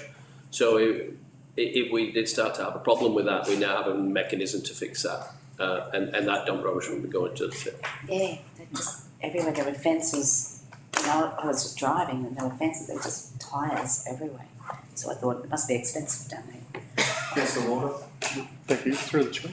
On that note, yeah, when your tyre's worn, you usually put on a new tyre and they take that into account in the price, so they, same with mattresses, I guess. When you buy a new mattress, they take that on. The asbestos fee, devil's advocate says, aren't we trying to encourage removing the asbestos? But I get it, we're trying to cover our costs. You can also put in the general waste bin to a degree, is that right? No. To a certain size of AC sheeting? Is that right? It's a question, yeah. Technically, no, you should always wrap and manage asbestos as per the guidelines of recommended. Okay, so you can't put it in your general purpose bin at all? People do that. I guess if it was going to go anywhere, that would be a better place for it to go. But ideally, it should be wrapped as per specifications. We do a deep burial. If it's a small amount, we bury that through, obviously, our operators at the landfill. So it requires... We check that. We do check the wrapping on. We've obviously got an obligation to protect our staff and make sure that they're not exposed or other patrons at the Pontic Road. So, yeah, there's a number of things that we do checks and balances. So, yeah, my recommendation would be to always wrap asbestos and bring it in appropriately. Through you, Mr Mayor, we don't encourage any construction refuse material in the domestic refuse bins, the putrescible bins. It's not a good look, and it actually says on them don't do it, and our education says don't do it. Obviously you do get odd people putting bits of soil in there and some, you know, stones and stuff, but yeah, you shouldn't be putting any construction material in those bins. Councillor Devereux. Thank you, Mayor Hartwig. There's a minimum of $108 for the asbestos. Is it the same minimum for the out-of-towners? Yes, it would be. Any other questions, Councillor Walker? Sorry, I did mention the asbestos removal where we could look into maybe dumping it down a really big hole in the ground or something. Well, that's I not mentioned that to sharp. you? Through Mr Mayor, through the former mine, Hall Road site, on the mine site. No, just used contaminated mine shafts. I think it's a great idea. There are a number of approvals that are required. Okay. In that space, so I think at the moment, while we just feel that we've got to probably focus our energy and getting through the eastern cell and the feasibility study. Absolutely. But I think that your idea is a good one, and we should absolutely explore those. Any other questions, councillors? Have a list of recommendations there before us. Is there someone to move? Councillor Polly, someone to second. Councillor Smoot and Councillor Polly to speak. No, it's just good to see we're on top of it and managing our fees and charges. Happy to move it. Councillor Smoot. Echo Councillor Polly's sentiments. Happy to second. Two speakers for the recommendation and speakers against. The other speakers for. Councillor Polly to close. Nothing further to add, sir. With that, we'll go to the vote. All those in favour? Against? Carried. Thank you. Item 7.2, Community Grants Program Funding Recommendation. Thank you, Mr Mayor. I've brought Ms Stark to support me with answering this one. As councillors would be aware, we revised our grant guidelines recently and incorporated a rolling grant round. Councillors at the time asked us how they would know this. We advised we would bring it as a summary in the quarterly report, but also certain of them do need to come back to council for approval, and so this report is in respect of that, and we're happy to take it as read. I'm not sure if Ms Stark has anything she'd like to offer. Generally, no. We take the report as read and we're happy to take questions. Any questions, councillors? We have some recommendations there before us. Is there someone to move? Councillor Stewart, Councillor Devereux to second. Councillor Stewart to speak. Mr Mayor, it's good to know that we can use money granted us for recovery in a good way, that there's community groups out there wanting to, I guess, improve the lives of people in our community, so I'm happy to move. Councillor Devereux. Yeah, I'm happy to support this. Anything to get people out of their homes and used to getting out and seeing each other again would be a wonderful thing. Two speakers for the recommendation. Any speakers against? Any other speakers for? Councillor Stewart to close. Nothing further to add, thanks. That will go to the vote. All those in favour? Against? Carried. Thank you. Item 8.1. Infrastructure Services Update, October 2022. Good morning again, Mr Mayor and councillors. Thank you for receiving the report, the Infrastructure Service Report 8.1. So, as I've advised you several months ago, the CEO suggested that we don't provide our water and wastewater operations report on a monthly basis, but rather an infrastructure service report on a quarterly basis. So this report takes in the 4 business streams that report in through to myself. I'd like to take you through some of the aspects of the report, if I could entertain you for a moment. From my point of view, there's been a lot of work done in the last 3 months around all of our business streams. They're all working quite diligently on producing outcomes in accordance with their corporate plan, as well as address some requisitions, if you like, from other business units to support some of their activities, such as review of the delegations on behalf of governance, some KPI development on behalf of the CEO around what they're looking at for the next 12 months around their 5-10 top priorities. So there's other activities that they're being engaged with, as well as develop their own strategies, tactical strategies and operational strategies in order to deliver what they're required to under our operations plan. So in the first section, in the capital delivery and assets, I'd like to draw your attention to, we've started early conversations around the asset management improvement plan, road mapping, and that's in consultation with the GRIT team. So that's an important piece of work where we start to understand what that aspect looks like in order for that to be implemented into the ERP program at some future point in time, rather than wait for potentially a couple of months before that particular program is ready for our involvement to upload some of that important information about our asset registers and how we would implement a more robust process around how we manage our assets in the future through that ERP program. So that piece of work has started. So we're busy. We'll introduce terms of reference. At this point in time, I'll start to look at driving some of that asset improvement stuff and validating the data that we have in order to for uploading into that program at some point in time. Importantly, and probably for Councillor Smurden's interest more so than probably other councillors, is the work that CRC and Lee, the Capital Delivery Manager, are working through around betterment works, particularly around Morsley Street, Gameri.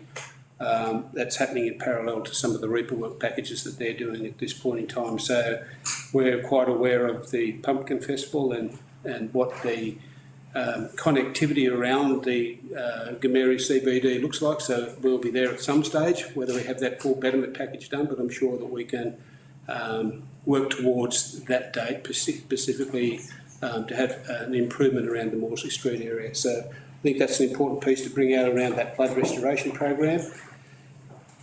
The delivery of capital projects is progressing, with teams continuing to strive to complete the project safely under a constrained construction environment, to say the least. So again, the Manager of Capital Delivery has gone to market in an attempt to procure, and we've talked to this earlier through Mr Daniels extensively, around the recruitment of project managers.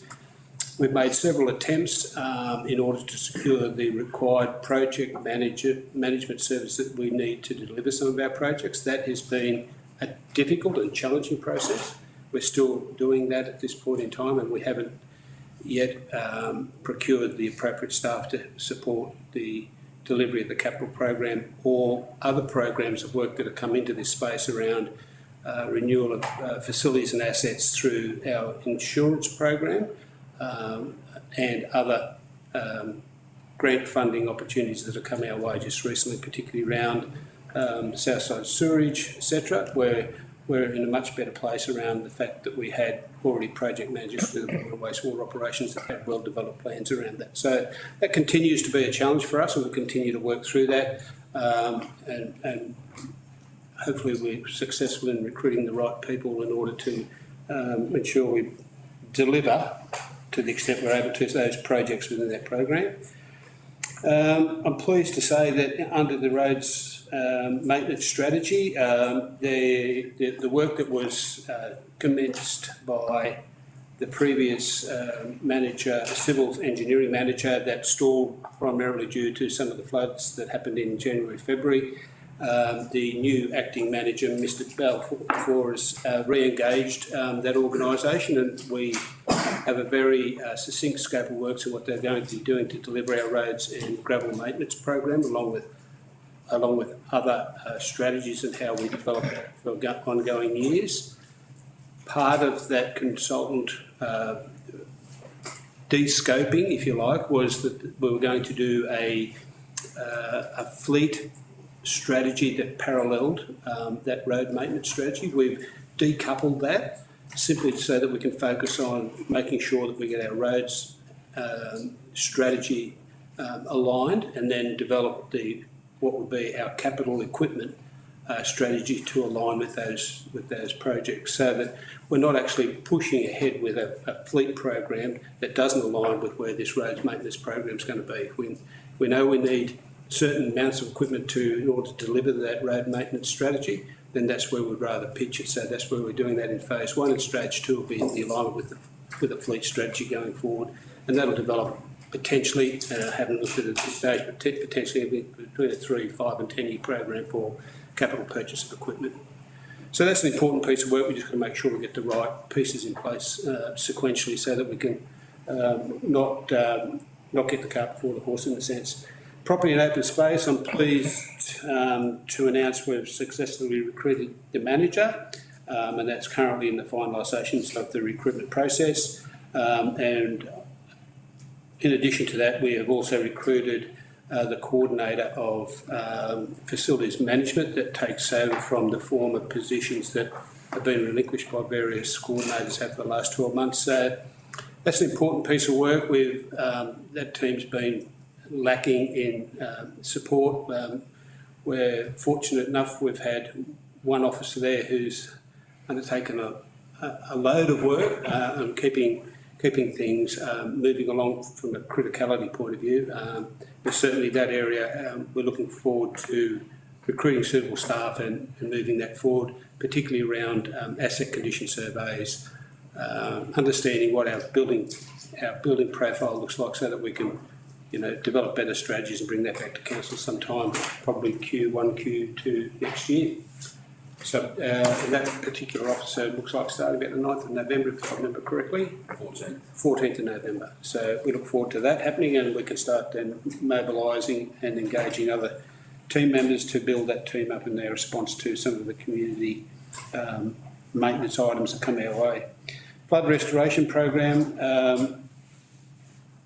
pretty well much, I think I may be known through the last report, we have REAPER Package 1 approved.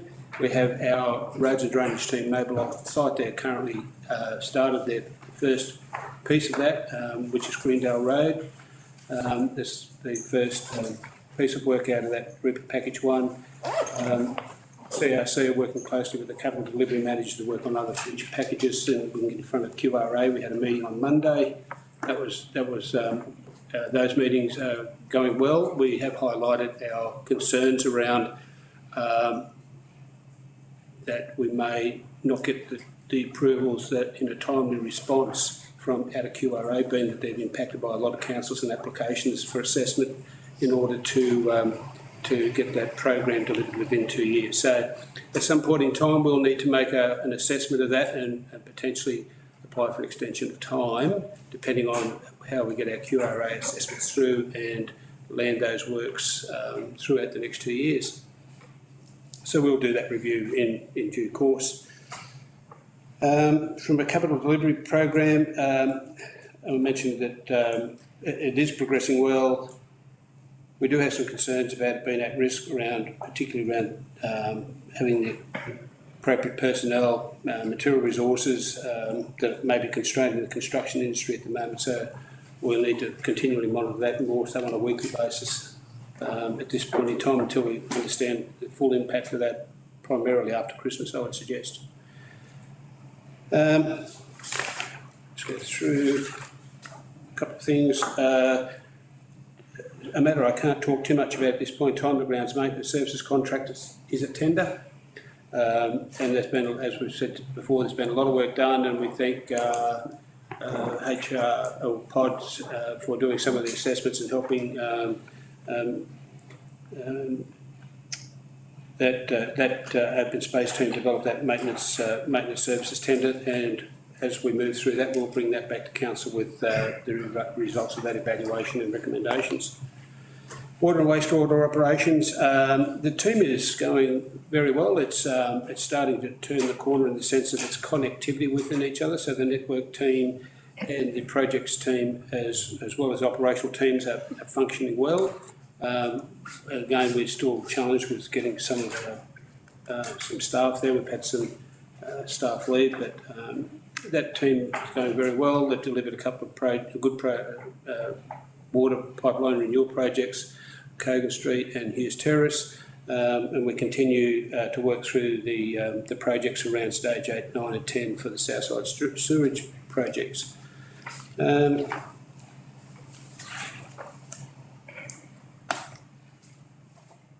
One pleasing aspect is that we have received, council has received the drinking water quality management plan has been approved for this council area. So that came through a short time ago. So that's a big piece of work that's been completed. It had been lagging and got picked up by the team, and they've successfully delivered that. So that's a pleasing piece of work, along with the recent agreement that's been executed between council and Nestle. So there are a couple of agreements there that have been lagging in the past and have now come to fruition and have been executed in the last couple of months.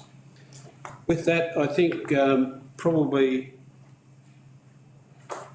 the last point, and probably relates back to the rain event we had in the weekend. The water and wastewater operations and network team are still carrying out a maintenance program of smoke testing along our network to find out what illegal plumbing connections or cross connections we have between sewer and stormwater.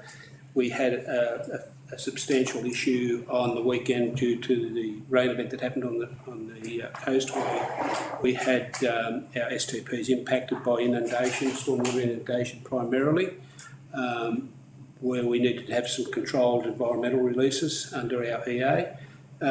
So that's a continual piece of work for us, particularly around the Gympie area, older housing or residential housing that may be cross-connected or illegally connected into our sewer system, that even through a small rain event impact our sewage network. So essentially blows the lids on the manholes and causes a whole lot of environmental issues about more sewage and open spaces and those sorts of things. So the team are diligently working through that piece of work and will probably be ongoing for some time yet. So other than that, our STP operations on the coast will return to operation as soon as they're able to recommission those from the weekend storm event. Happy to take any other questions, Mr Mayor and Councillors. Councillor Smith. You mentioned about your reefer packages and how we might have to put in for an extension. Do you think if all the approvals came through orderly and everything progressed, we'd even have a chance of getting done in 2 years? Through you, Mr Mayor. Look, at this stage, I don't really have the data to understand we have an estimated amount of what we expect that to be. We always said that would be between $50 and $100 million worth of work. And depending on how that'd be packaged up into larger packages or smaller packages in order to engage local communities or our own teams or contractors, I don't think we have that sufficient data at this point in time to understand what those packages would look like. But I do suspect that we don't have sufficient time. It's a great deal of work to do, as well as integrate that with some of our business as usual activities, because remembering that a lot of our roads and drainage networks are unaffected. So across that 2 year period, we're going to take some of our roads and drainage teams to actually do that work, as well as any reaper package work that may come their way. And if that's not continuous but sporadic, as in they might have a month or two rest period between, we'd probably take that opportunity to rest some of our teams, because they'll be working quite diligently and potentially longer hours in order to deliver those reaper packages. So we need to be very conscious of delivering those packages through our own teams, but also what's the impact of not doing some of our BAU works, or doing BAU works rather than doing some reaper package work. So there's a real mix of how we might need to deliver these works. So should we actually be negotiating with them now regarding an extension rather than waiting to the last minute? So through you, Mr Mayor, we raised that matter with them at our subcommittee meeting, with QRA at our subcommittee meeting on Monday, and we agreed at this point in time it was probably premature to estimate that there would be a material impact in delivering those works. So as we meet regularly, we'll keep an eye on that particular aspect, because it is front and centre for us. But I don't think we want to jump the gun too early and simply say, well, we're going to put that extension through. But I think and with QRA's council, we'll probably put that extension through sooner rather than later. Just to further reflect, we've been very upfront with QRA through Jake Elwood and everyone that we had significant amount of damage and we may need some consideration there. So the groundwork has been laid. It's just, as Mr McGinn said, waiting for some sort of concrete detail around whether we may be able to meet the guidelines or not. But I think there's a willingness on their part, it'd be fair to say. Through you, Mr Mayor, certainly there is a willingness on it, and the dialogue between us at the subcommittee meeting on Monday was good. And there was no resistance in the fact that, yes, QRA were, without giving too much indication, they are doing a lot of assessments for councils. They probably don't know the quantum of that work at this point in time either, but certainly we're raising that sooner rather than later, that it may be something that we'll consider earlier rather than later, and potentially probably Q1 next year, I'd suggest. Councillor Deborah, then Councillor Stewart. Mayor Hartwig, I know that all these rain events that we've had have identified some issues with like stormwater drains and so forth, and we're getting in there and doing what we can do with those. One thing I would like to know is, are we looking at where there aren't stormwater drains and where perhaps there should be, like, I know Mary Street, and you go up towards the Gympie West School, and those houses up there, their water comes off the roof straight onto the ground and goes straight down to the Mary Street shops and so forth. Is there anything where we look at that sort of thing? Well, it's perhaps time that we dealt with that sort of thing, or is that just not a...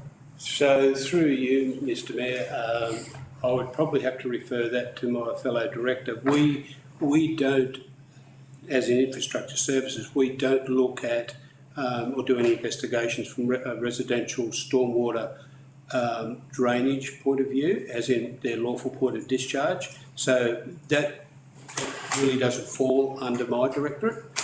So I'm more than happy to take that on notice and have a talk with Mr Burns and get you a response to that. But we don't actively manage lawful discharge from residential properties into street curbs or other lawful points of discharge, as in percolated drains or whatever that may be. But I'll certainly take that on notice and give you a response. Thank you very much.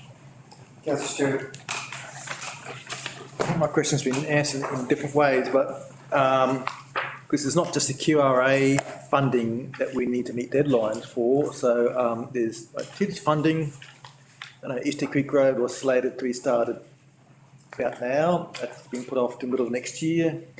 There's a deadline to when that funding runs out. So I guess there's another aspect that we need to consider, that where it's getting extensions or... And so...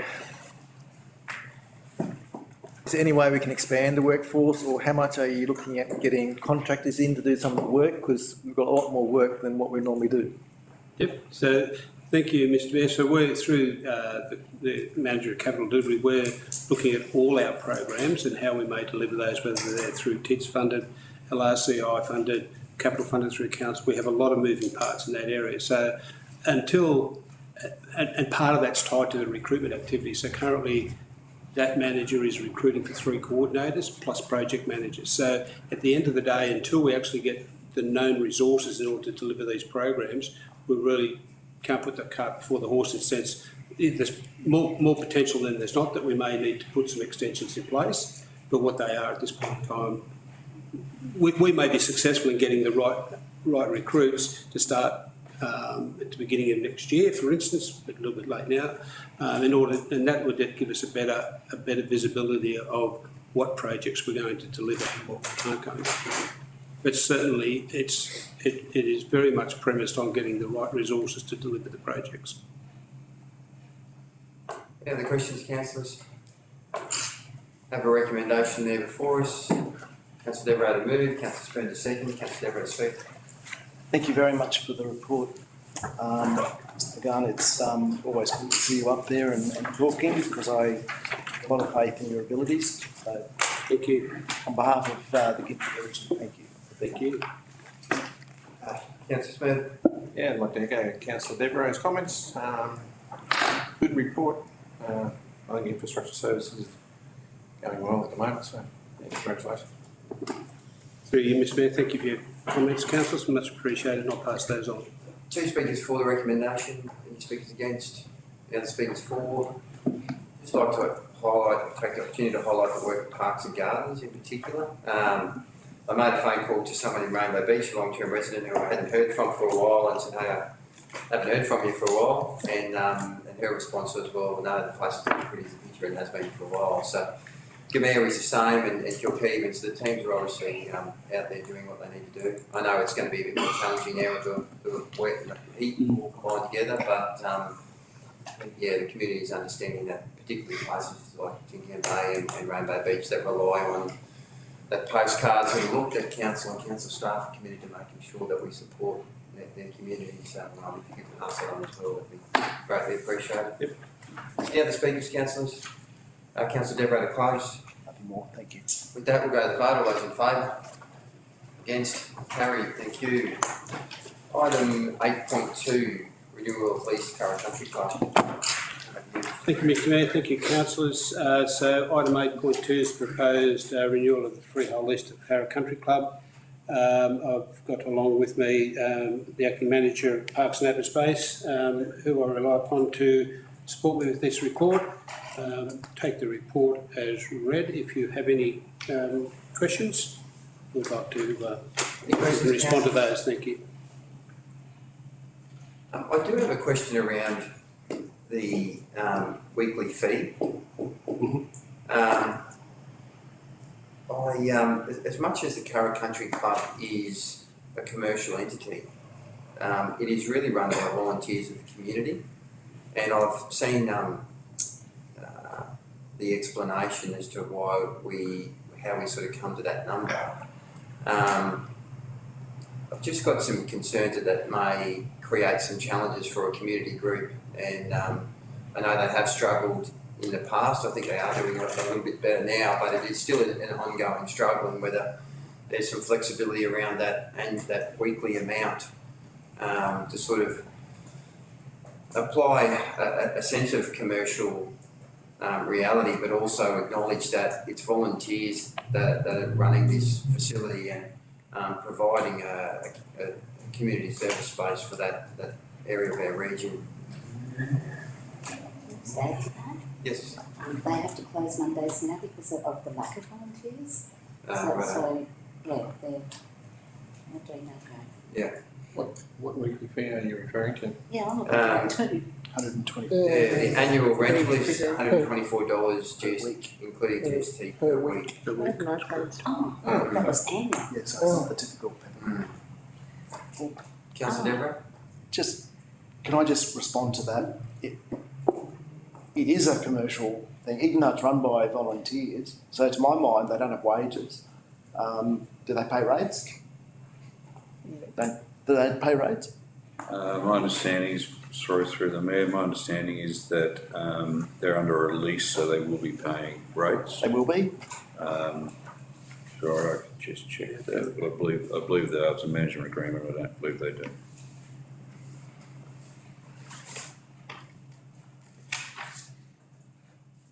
That would be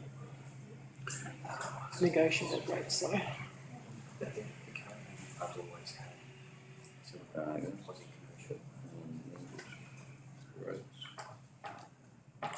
Yes. They would be full. Sorry, the schedule, through the mayor, the schedule shows that for a lease they are paying rates. I'm not sure if there's discounted rates in that. It just says that yes, they're required to pay all applicable general rates and service charges. Okay. So the Amerward Town Square, is that a council lease or is that a Rattler lease? Rattler lease. Sorry, you missed me. I guess we're in your hands as to, this is the officer's recommendation based on historical alignment with the fees and charges for this particular site. The coordinator property is undertaking a review around some of our leases where they have a commercial activity to better align that and to bring that back to council for further review.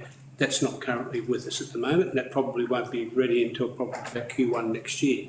We are aware of there's some irregularities or inconsistencies. I much prefer the word inconsistencies around some of our leases where they have a commercial operation, very similar to the Curra Country Club, and there's a great disparity in how much they have under their lease agreement. So there is some work to be done there to better align probably some of those commercial arrangements with our current leases that are in place. Yeah, I think I just see the situation there is probably different to someone like the Rainbow Beach Surf Club that is very much a commercial entity.